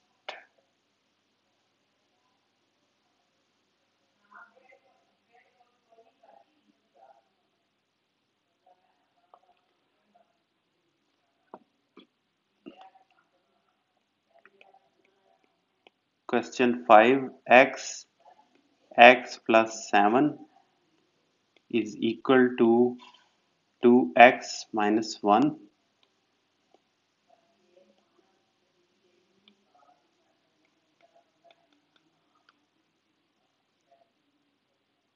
इसको आप कर लें, मल्टीप्लाई कर दें इनको आपस में। उसकी वजह यह है कि अगर तो ये एक ही साइड पे मल्टीप्लाई हो रहे होते ना, तो फिर सिचुएशन और होनी थी, यानी कि ये अगर इक्वल फर्ज करें, यहाँ पर इक्वल नहीं है और ये आपस में मल्टीप्लाई हो रहे हैं जीरो, फिर तो x जीरो के इक्वल आ जाना था, इस x से नेगेटिव सेवन ये हाफ के इक्वल और ये नेगेटिव फोर के इक्वल आ जाना था। फिर तो गेम ही बड़ी आसान हो जानी थी, लेकिन ऐसा है नहीं, आपको मल्टीप्लाई करना पड़ेगा। इसे आप करेंगे x square plus seven x, और ये आप करेंगे two x square minus eight x plus eight x, x और फोर।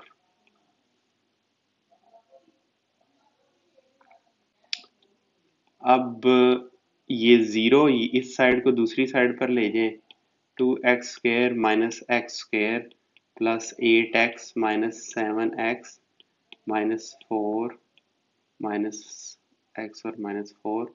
तो ये आप लिख सकते हैं x square plus x minus x four equal to zero, x square minus four is equal to zero. तो ये x क्या आ जाएगा, प्लस माइनस टू आ जाएगा। सॉल्यूशन सेट इसका होगा प्लस माइनस टू।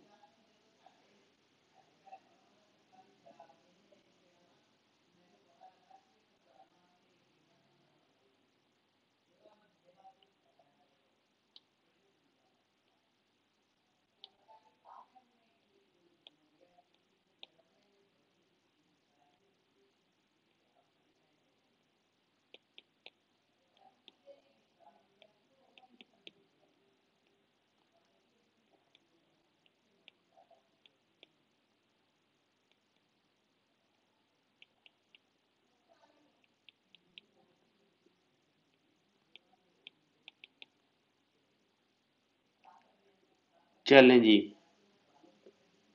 अब इसका सॉल्यूशन करना है और करना भी हमने फैक्टराइजेशन से है। तो इसका हल ये है कि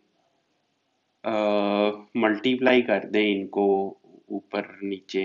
ये जो नीचे डिनोमिनेटर्स है ना, डिनोमिनेटर्स को आप ऊपर नीचे मल्टीप्लाई कर दें, तो यहाँ two x into x plus one से आप मल्टीप्लाई कर दें दोनों साइड से, तो ये जान छुट जाएगी डिनोमिनेटर से हमारी। तो लिख लें,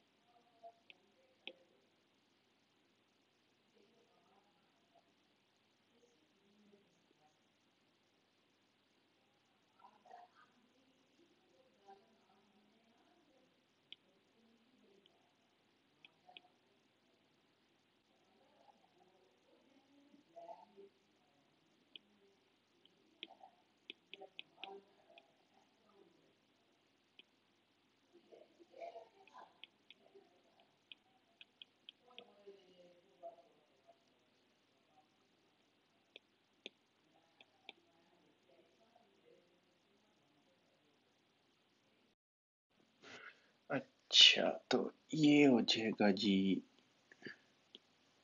x square plus 2x plus 1 is equal to 5x square plus 5x। अब ये आ जाएगा 2x square plus 4x plus 2 minus 5x square minus 5x is equal to 0। 4 ये आएगा x negative X square plus x plus 2 is equal to 0 means x square plus x negative 2 is equal to 0। अब इसकी factorisation होगी इस तरह के negative 2 करना ना हमने, तो ये 2x minus 2 is equal to 0। ठीक है ना, ये यानी कि ये और ये मल्टीप्लाई होंगे, नेगेटिव 2 आएगा। तो अब इसको x को इस तरह हमने डिवाइड करना, 1 इसका जो कोफिशिएंट है 2 और 1 हो जाए, दोनों का प्रोडक्ट वो नेगेटिव 2 के इक्वल आ जाएगा। अच्छा जी, x plus 2 minus x plus 2 equal to 0, x minus 1 x plus 2 equal to 0। अब x होगा 1 और x होगा नेगेटिव 2 और सॉल्यूशन सेट आ जाएगा 1 एंड नेगेटिव 2।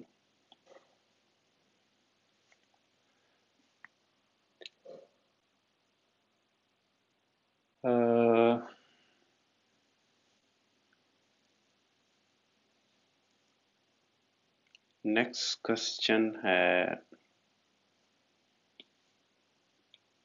ये।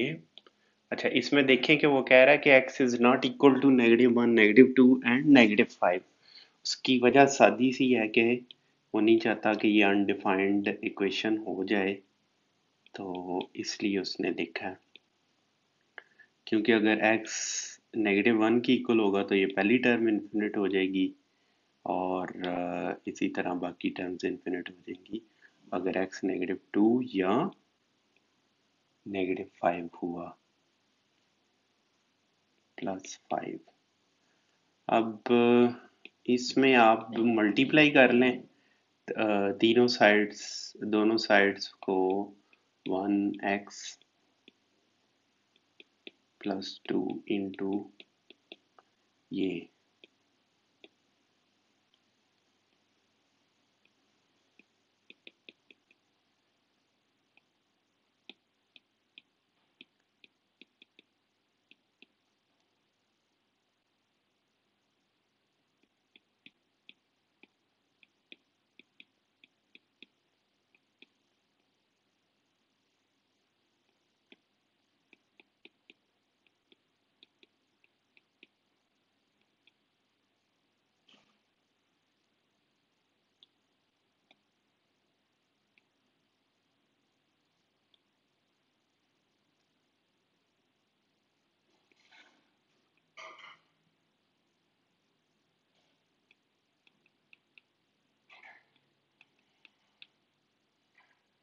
चलिए ये आ जाएगा x square plus 7x plus 10 plus 2x square plus 20 नहीं, इस 2 को आप बाहर ही रहने दें, plus 6x plus 5 is equal to 7x square plus 3x plus 2। ये आ जाएगा 7x square plus 21x plus 14 और ये आ जाएगा जी x square plus 7x plus 10 plus 2x square plus 12x plus 10, ये हो जाएगा 3x square plus 19x plus 20, 7x square 20x plus 14, और ये आएगा 0 is equal to 4x square plus 2x -6, और ये बनेगा x square plus 2x square plus x -3 is equal to 0, 2 से डिवाइड कर दिया दोनों साइड्स पे, 2x इंटू 3, ये और ये क्या हुए -6, तो ये हो जाएगा जी 3x minus 2x minus 3 is equal to 0, ये आएगा x 2x plus 3 -2x plus 3 is equal to 0, x -1 2x plus 3 is equal to 0, x 1 के इक्वल आएगा और x -3/2 के, और सॉल्यूशन सेट आएगा 1, और ये हमारे पास सॉल्यूशन सेट आ गया।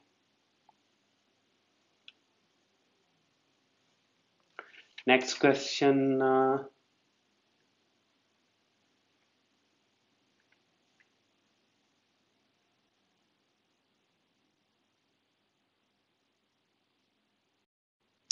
क्वेश्चन 8 आपके सामने है। क्वेश्चन 8 ये दिया हुआ है, और इसको आप देख लें कि इसका सॉल्यूशन कैसे होगा। ये थोड़ा सा टिपिकल किस्म का क्वेश्चन है, तो इसमें एक दो स्टेप्स याद रखने पड़ते हैं इस तरह के क्वेश्चन में, नहीं तो ये काफ़ी लेंथी हो जाएगा। ये आप याद रख लें कि ये बी एक्स माइनस ए, और ये 0 के इक्वल हो जाएगा। अब आप इसको सॉल्व करने की कोशिश करें तो फिर थोड़ा सा इजी होगा इसको सॉल्व करना। A X minus 1, A minus B, A X minus 1 plus B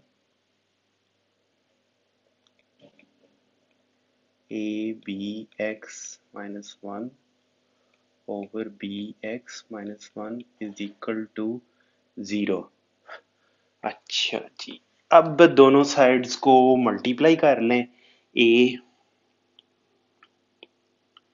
multiplying both sides by ax minus 1 into bx minus 1, तो ये हो जाएगा a minus b ax minus 1।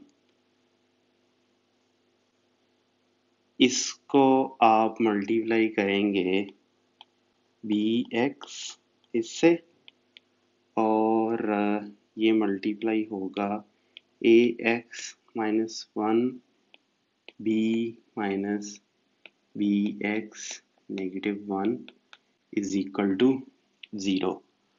अब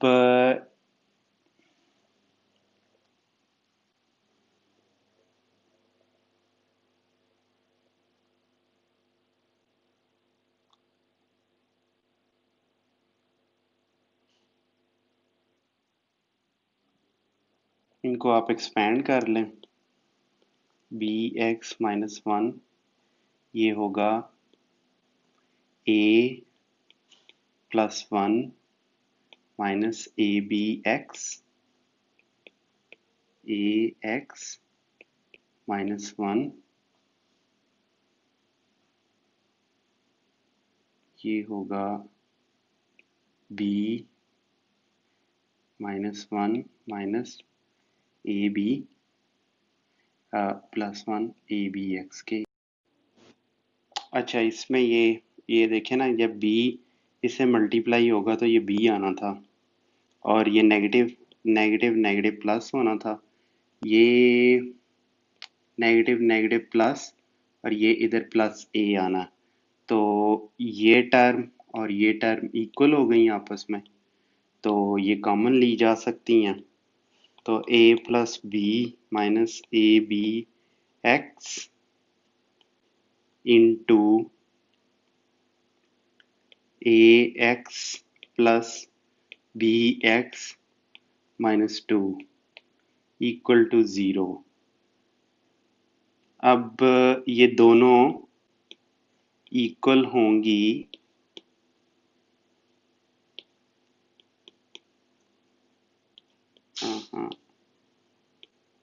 ए plus B minus A B X, ये zero के equal होगी, और A X B X negative two ये ज़ीरो की इक्वल होगी। तो यहाँ से हमें मिलता है x is equal to negative A negative B और divided by negative A B, और यहाँ से हमें मिलता है x is equal to two over A plus B. तो इट मीन्स के सॉल्यूशन सेट जो है वो है टू ओवर ए प्लस बी, और ये आएगा A plus B over A B. बस आपने ये याद रखना है, ये स्टेप इस क्वेश्चन में आपको याद रखना पड़ेगा। दूसरे तरीके से भी निकल जाएगा, मतलब कि आप इसी ये स्टेप पहला किए बगैर आप मल्टीप्लाई कर दें, लेकिन वो लेंथी हो जाएगा, तो उस तरीके से आप ना करें। तो इस क्वेश्चन को बाज क्वेश्चन होते हैं कि उनको थोड़ा सा याद रखना पड़ता है, तो ये उन्हीं एक टिपिकल क्वेश्चंस में से है। तो इसका ये पहला स्टेप आपको थोड़ा सा याद रखना पड़ेगा। प्रैक्टिस आप करके जाएंगे तो पेपर में इशू नहीं होगा आपको। क्वेश्चन 9 है। अब कंप्लीटिंग स्क्वायर से करना, ये यहाँ कह रहा है कि इनको कंप्लीटिंग स्क्वायर से हल करें। X square minus two x minus 899 is equal to zero. Square complete करना है ना, तो 899 को छोड़ें, स्क्वायर ये कंप्लीट होना है, तो इसका स्क्वायर आप कंप्लीट कर दें। 899 को उधर ले जाएं, ठीक है। ये कंप्लीट स्क्वायर इधर होता है नहीं होता, उससे आपको कोई गर्ज नहीं होनी चाहिए। इधर आप करें कैसे, ये वन एक्स वन स्क्वायर, दोनों साइड पे वन स्क्वायर ऐड कर दें, तो ये 900 आ गया। ये x माइनस वन स्क्वायर आ गया, ये 30 स्क्वायर है। x माइनस वन स्क्वायर है, ये x माइनस वन है प्लस माइनस 30, तो x होगा 29 और x होगा 31। सॉल्यूशन सेट होगा 29 31, ये सॉल्यूशन सेट आ जाएगा। इजी है, अब ये क्वेश्चन जो है ना ज़्यादातर इजी हैं, कोई एक आधा बीच में मुश्किल क्वेश्चन है तो है, बाकी ये स्ट्रेट फॉरवर्ड से क्वेश्चन हैं। X square plus 4x 1085 is zero. अब 1085 कंप्लीट स्क्वायर बनता है नहीं बनता, आपको उससे कोई लेना देना नहीं है। आप इस साइड पे बस स्क्वायर कंप्लीट कर दें x, और इसे आप लिख सकते हैं 2x, ये 2 स्क्वायर ऐड कर दें दोनों साइड्स पे, ये 1089 बन गए, और ये x प्लस टू स्क्वायर हो गया। ये x प्लस टू स्क्वायर 1089 जो है वो 33 का स्क्वायर है, तो ये हो जाएगा plus two is equal two plus minus 35। It means के x is 31 and x is -35, solution set होगा 31 एंड 35। नेक्स्ट क्वेश्चन है ये 11।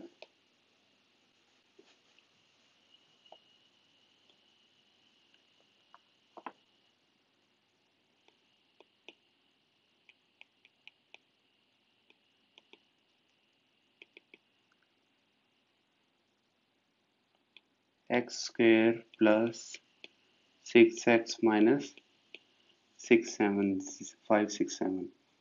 इसमें भी आप ये देखें, ये और x और इधर हो जाएगा 7 6 इतना।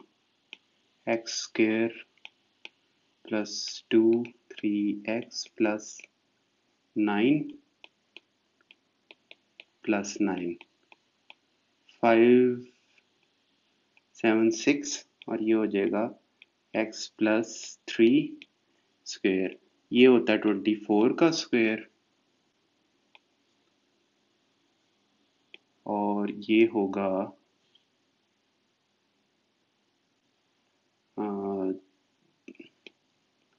+3 स्क्वायर। x प्लस 3 होगा प्लस माइनस 24। ये x आएगा 21 और -27 के इक्वल। सॉल्यूशन सेट आएगा 21 और 27 के इक्वल। Next question 12। देखिए अब जरा स्पीड पकड़ रहे हैं हम आहिस्ता आहिस्ता।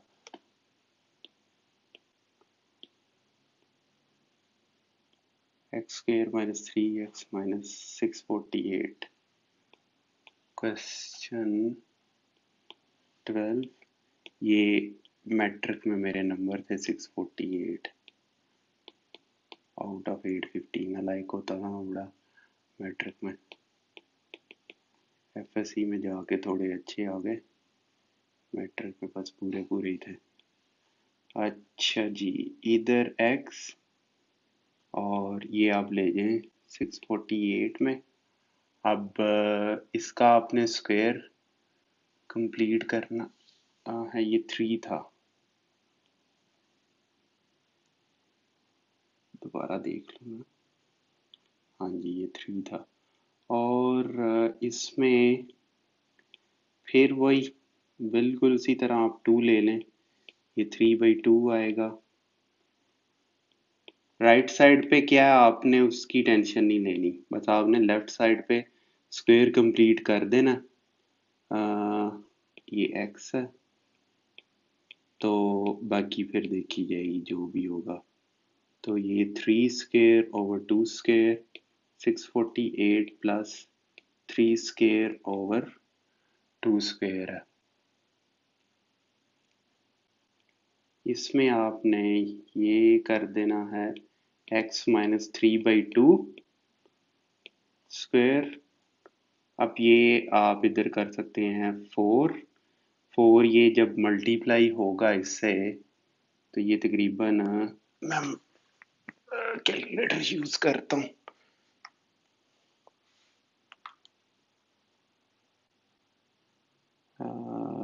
कितना था, मल्टीप्लाइड बाई 4 2592 प्लस 9 तो ये आ जाएगा 261 over 4 x minus 3 over 2 square. तो इस केस में देखते हैं कि 256 ये किसी का स्क्वायर रूट बनता है। 2601 सॉरी, स्क्वायर रूट किधर है अभी तुम्हारा।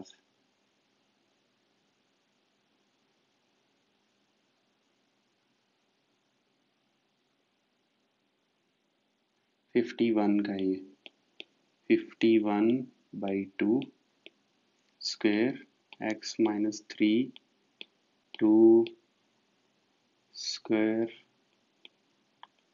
x इज ये आ जाएगा प्लस माइनस 51/2 माइनस 3/2, ये आएगा अगर प्लस होगा 51 प्लस 3/2 और अगर नेगेटिव होगा तो नेगेटिव 51 प्लस 3/2 48 24 और ये 27। इट मीन्स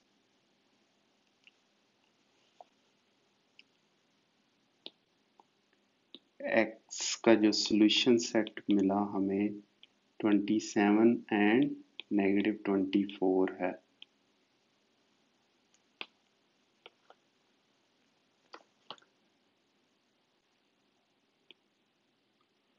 क्वेश्चन 13 चले अब वो ले ही आते हैं ऐसे क्वेश्चंस।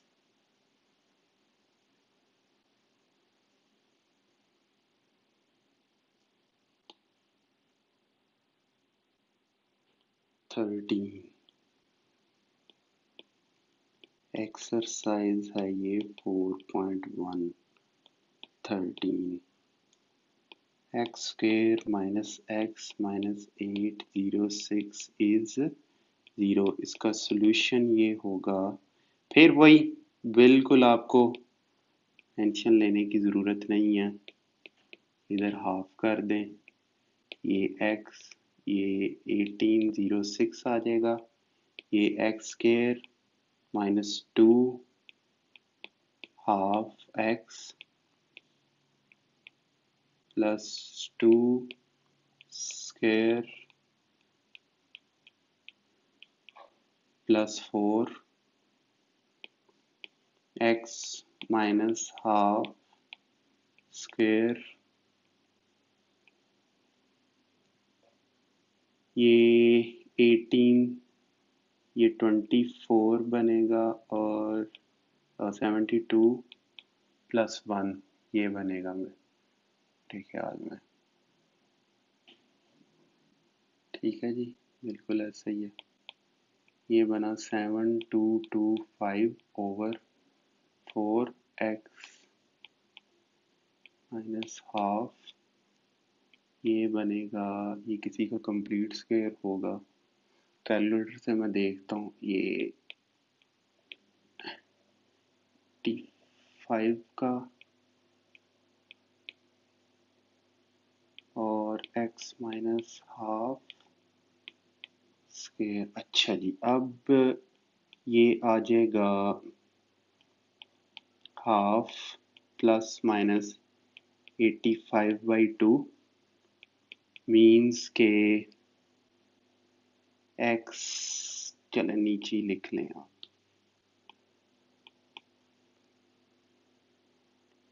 86/2 और x is equal to 1 minus 85/2, 84 minus 2 43, ये सॉल्यूशन सेट होगा 43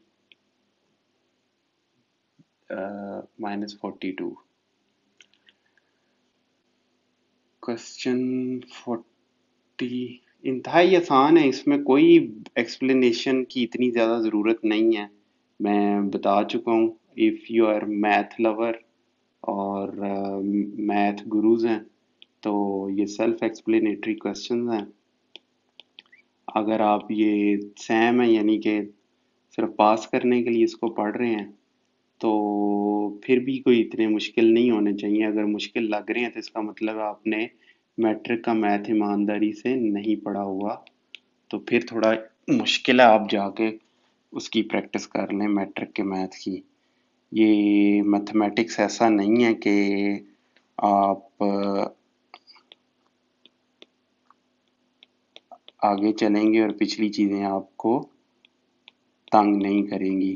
वो जब तक आपको पिछले कंसेप्ट्स क्लियर नहीं होंगे मैथमेटिक्स में आगे नहीं चल सकते आप। ये मैथ या इंग्लिश नहीं कि जहाँ से मर्जी पढ़ना शुरू कर दें आप। 9 50 plus 9 64 x plus 3 square x plus 3 is equal to plus minus 8. It means x is 11 and x is 9. X is 5 and minus 11.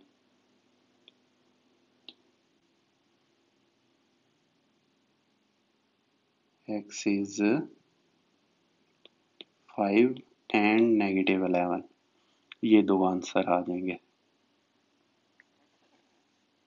अब चलते हैं और चलें 14 भी हो गया. ये 14 था, ये कवर कर लिया हमने. कहता find the roots of the following equation by using quadratic formula. अब तो क्वाड्रेटिक फार्मूला यूज करना, अब तो जस्ट वैल्यूज पुट करनी है आपने. ये तो सबसे आसान इस तरीके से होता है. जब ना समझ आ रही हो स्क्वायर कैसे कंप्लीट होगा कैसे नहीं होगा, तो बस फिर क्वाड्रेटिक फार्मूला आप इस्तेमाल करें. तो इस केस में आप लिखना चाहें तो लिख सकते हैं कि यही इक्वेशन आप दोबारा लिख लें.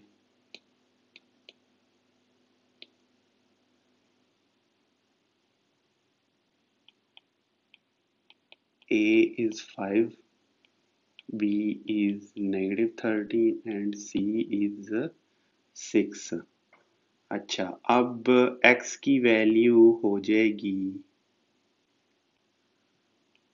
2a negative b plus minus 4ac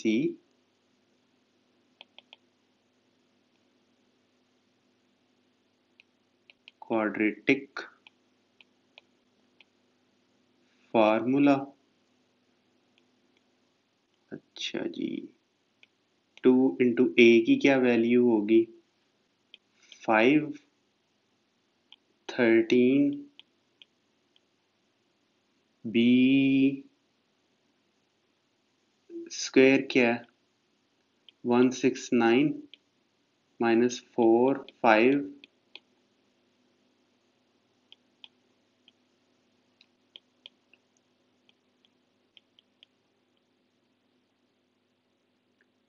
169 minus 30 120 49 का मतलब है कि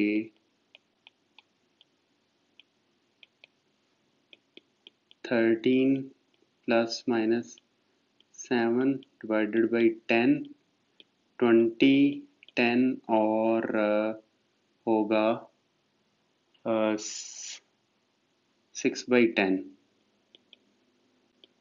तो इसका मतलब है सॉल्यूशन सेट हुआ 2 और 3/5 के इक्वल. चलें,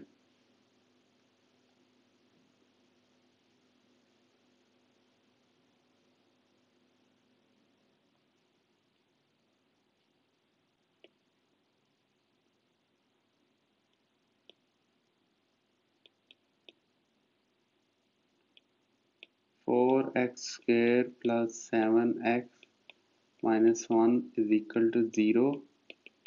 सॉल्यूशन, अब इसमें a 4 के इक्वल है, b 7 के इक्वल है और c नेगेटिव 1 के इक्वल है. तो मैं अब ये से बेहतर के बार बार लिखूं.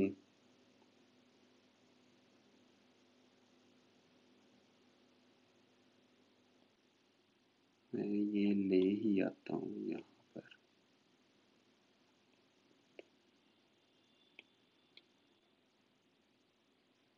ठीक है जी, यहाँ पर आप लिख लें a क्या है 4 नेगेटिव 7 प्लस माइनस b क्या 49 minus 4 to 4 negative 1 8 7 plus minus 49 16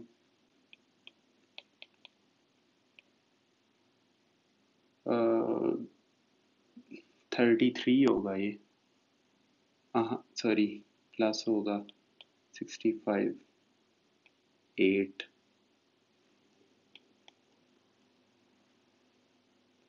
यही आएगा, इसका नहीं हल हो सकता, मतलब यही दो वैल्यूज हैं x की, 65 कंप्लीट स्क्वायर नहीं है। और क्या लिख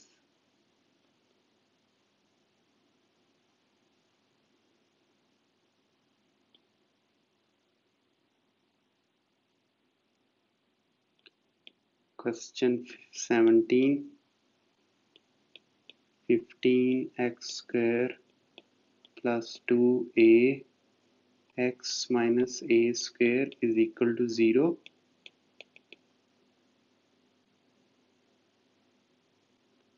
a is 15। पहले ये उसने दिया हुआ है, तो अब आप इस क्वाड्रेटिक फार्मूले को ना ऐसे लिख लें कि a डैश कर लें आप, 15 कर लें, b डैश आप 2a कर लें और c डैश आप माइनस a स्क्वायर कर लें। चले अब लिख लेते हैं हम क्वाड्रेटिक फार्मूला।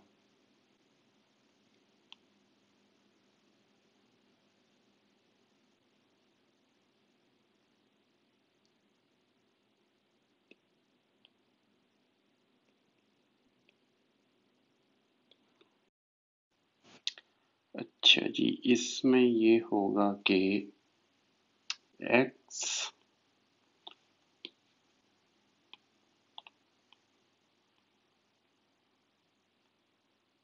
2 इंटू 15 और नेगेटिव b2a और ba स्क्वायर ये होगा 4a क्या है 15 है माइनस a स्क्वायर है।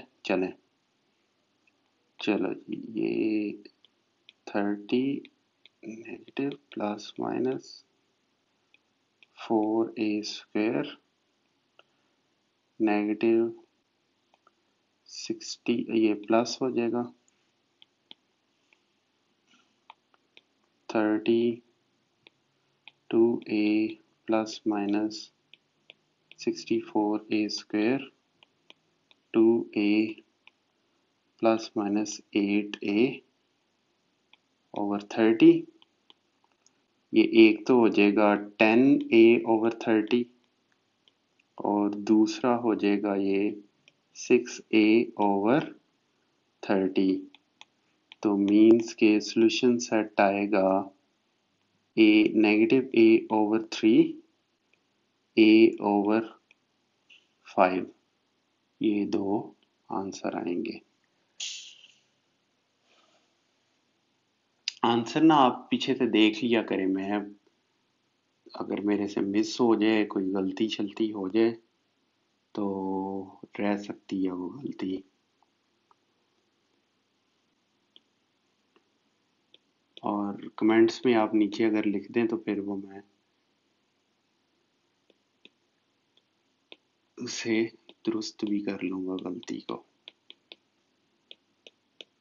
मैंने पहले भी बताया मैं पहली दफ़ा यहीं पर करता हूँ सॉल्व आपके सामने, इतना टाइम नहीं होता मेरे पास कि मैं पहले इन्हें करूँ। तो फिर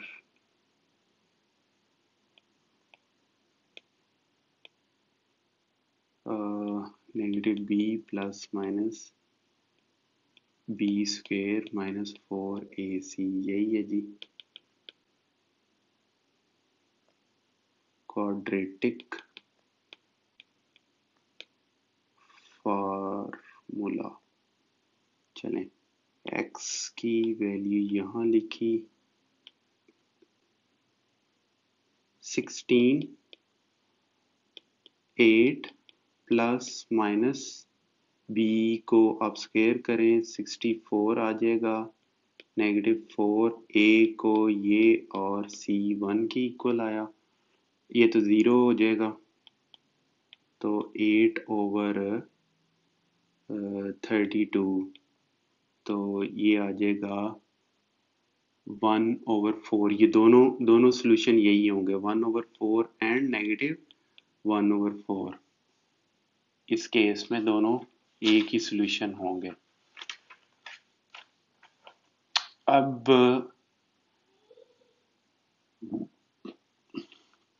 जी अब आए हैं ज़रा 2 क्वेश्चन लेंथी। कोई नहीं, इतने भी लेंथी नहीं है, हमारी एक्सरसाइज ख़त्म होने लगी है और क्या चाहिए। ज़रा देखा, अब जल्दी एक्सरसाइज हो रही हैं। 3rd चैप्टर की तो शैतान की आंत की तरह, खासकर वो 3.3 एक्सरसाइज तो बहुत ही लेंथी थी। अच्छा जी, 4.1 question 19, x minus a, x minus b, x minus b, x minus c, x minus c, x minus a is 0.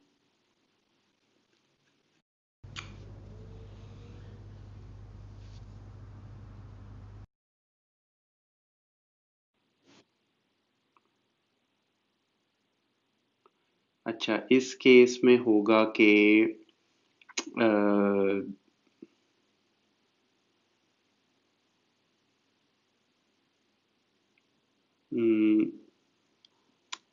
इनको मल्टीप्लाई कर देना आपस में, एक्स स्क्वायर प्लस, पहले इनको मल्टीप्लाई करेंगे ना हम, X square minus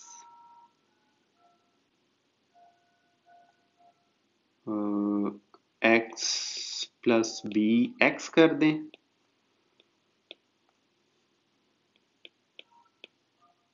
minus B plus सी एक्स कर दें, plus B C plus X square plus A plus C x plus A C, और ये होगा इक्वल टू 0 के। और अब आप जब इसे कॉमन करेंगे तो ये इधर लिख लें, ज़रा लेंथी होना है इसने, 3x square minus 2a plus B plus c into x plus a b plus B C plus A c is equal to 0। ये सारा सी डैश कर लें, ये सारा बी, बल्कि 2bc में आएगा, बी डैश कर लें, और ये 3 होगा ए डैश के इक्वल। तो अब जो आप फार्मूला इस्तेमाल करेंगे क्वाड्रेटिक इक्वेशन का, वो होगा तो वही,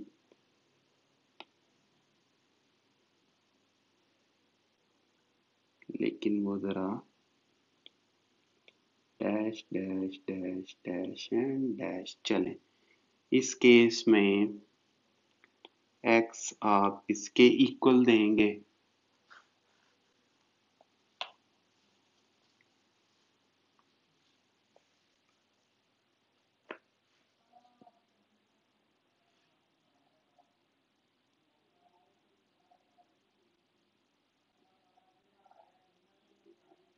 टू ए किसके इक्वल है, 3 के इक्वल है,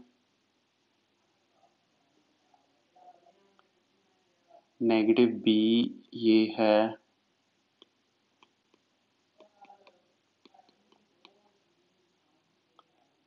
प्लस माइनस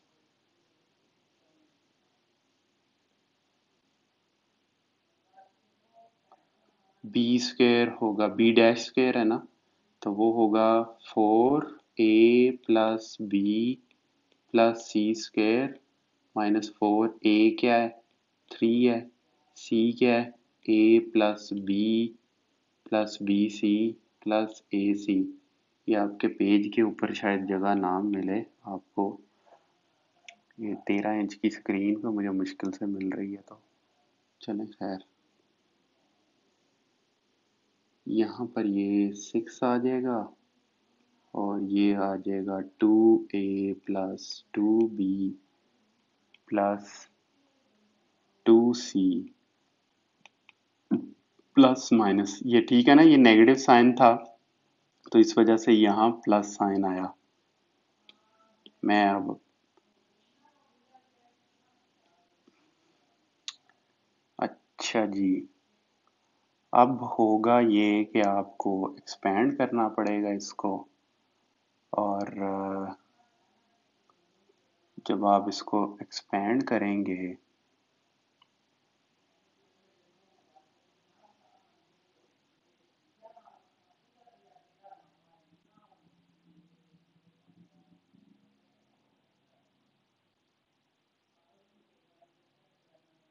अच्छा, आप ऐसे करें कि ये 4 को कॉमन ले लें इसमें से,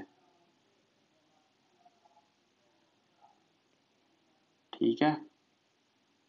तो इट मीन्स के a plus B plus C square minus 3ab plus B C plus C A लिखें इसको।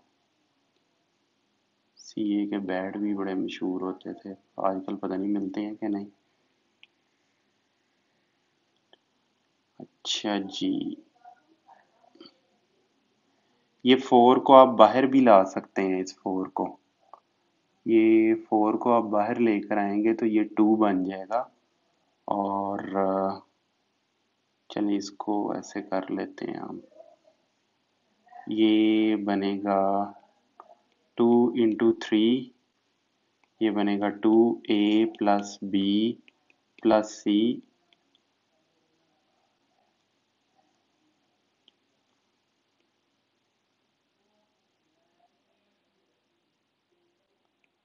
ए square plus B square plus C square, ये होगा plus 2ab plus 2bc plus 2ca। ये तो आपको पता है ना कि ये ab 2b 3bc 3ca,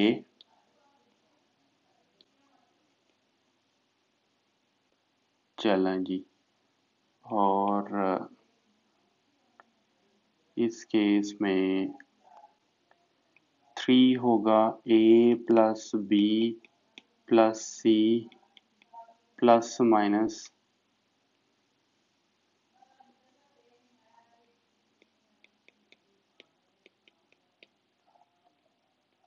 ए B minus B C minus C ए।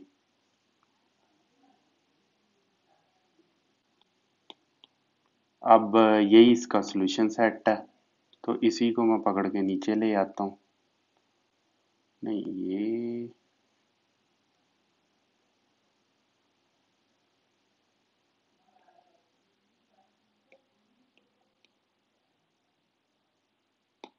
चलें, ये इसका हल है। सॉल्यूशन सेट,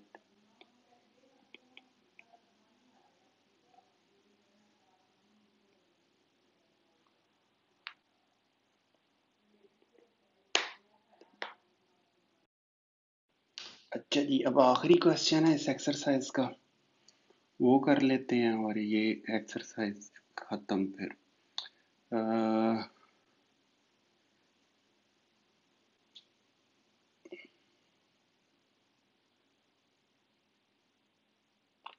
अच्छा जी, ये है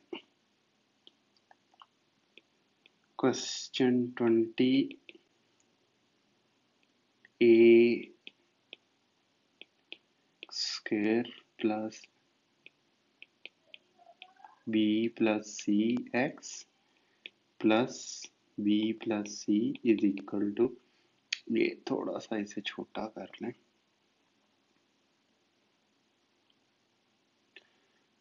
सॉल्यूशन, और इस केस में हो जाएगा a dash is a plus b, b dash is a plus 2b plus c, c dash is b plus c, and x will be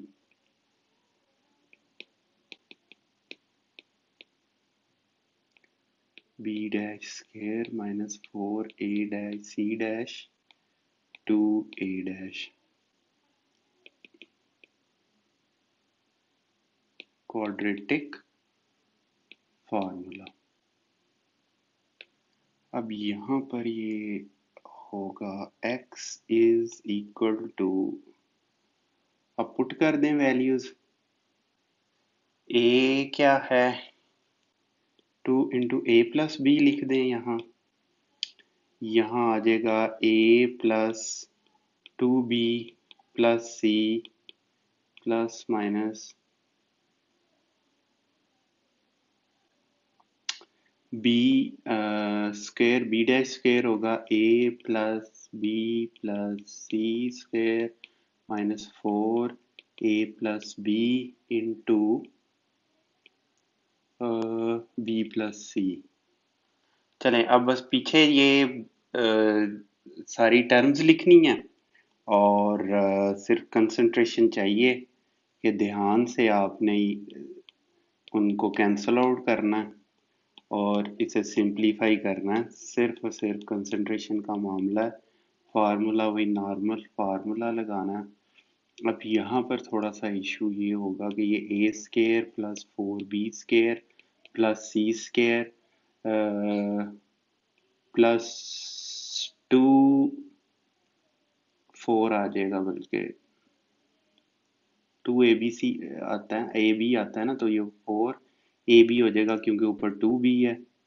4ab plus 4bc plus 2ac। अब ये सारे ये negative हो जाएंगे। A b plus b square plus B C.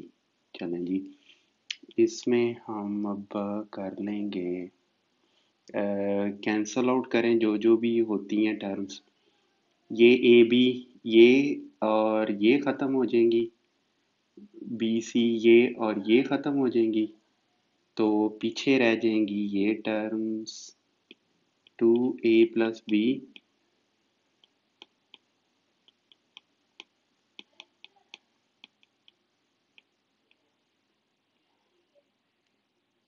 ये हो जाएगा A square plus 4b square plus C square. ये गई, ये टर्म गई, plus 2ac minus 4b square और माइनस 4b स्क्वायर, बस यही है। चलें, इसमें आ जाएगा 2a plus B minus a plus 2b plus c plus minus a square plus c square plus 2ac 2a plus b a plus 2b plus c plus minus आ जाएगा a plus c क्योंकि ये उसका square है। और ये अब दो आंसर आएंगे, a negative 2 negative c plus a plus c over 2ab, और दूसरा आंसर आएगा a negative 2b negative c negative a negative c और 2a प्लस b आएगा इसका आंसर।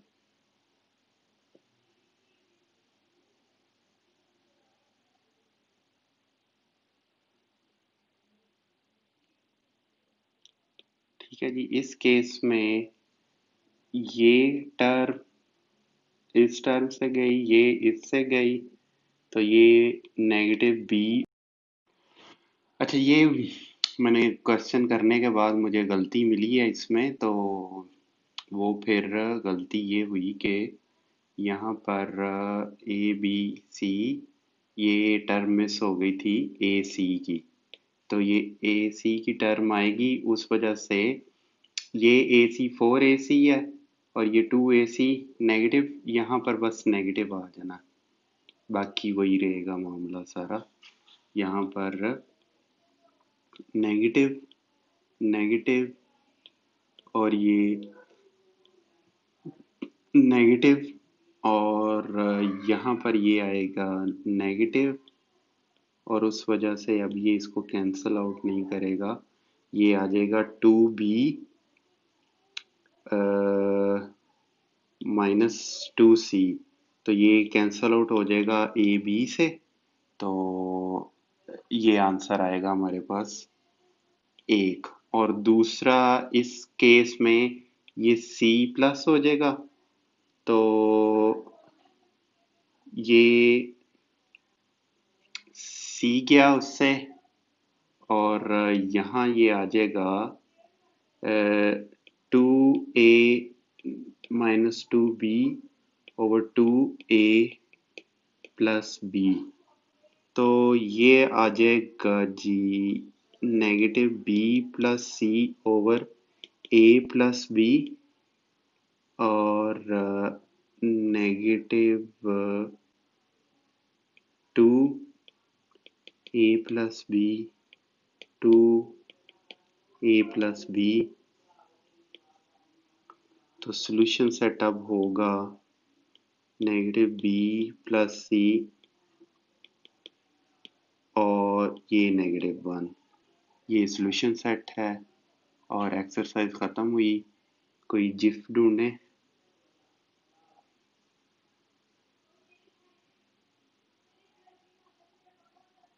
The and. हाँ हाँ, बड़ा अजीब सा जिफ है। चलें खैर, नेक्स्ट लेक्चर में हम एक्सरसाइज 4.2 करेंगे, और ये सारी एक्सरसाइज आसान ही है, बस नई टेक्निक्स आप सीख रहे हैं। क्वाड्रेटिक इक्वेशन 4.1 में तकरीबन इसने वही कुछ सिखाया जो पहले मैट्रिक में हम सीख चुके थे, उसी को रिफ्रेश करवाया है। अब नेक्स्ट एक्सरसाइज में थोड़ी सी नई टेक्निक्स, नई तरह की थोड़ी सी इक्वेशन सीखेंगे। मेन थीम वही रहेगा, क्वाड्रेटिक इक्वेशंस ही रहेंगी, जो क्वाड्रेटिक इक्वेशंस नहीं भी होंगी वो भी कन्वर्ट करके क्वाड्रेटिक इक्वेशन में ही इसी तरह हल करेंगे।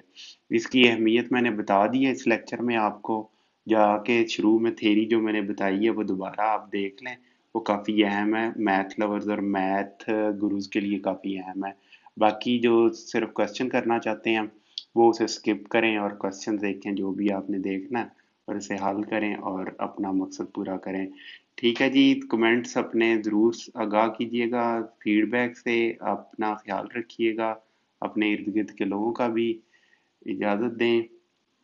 अल्लाह हाफिज़, अस्सलाम वालेकुम।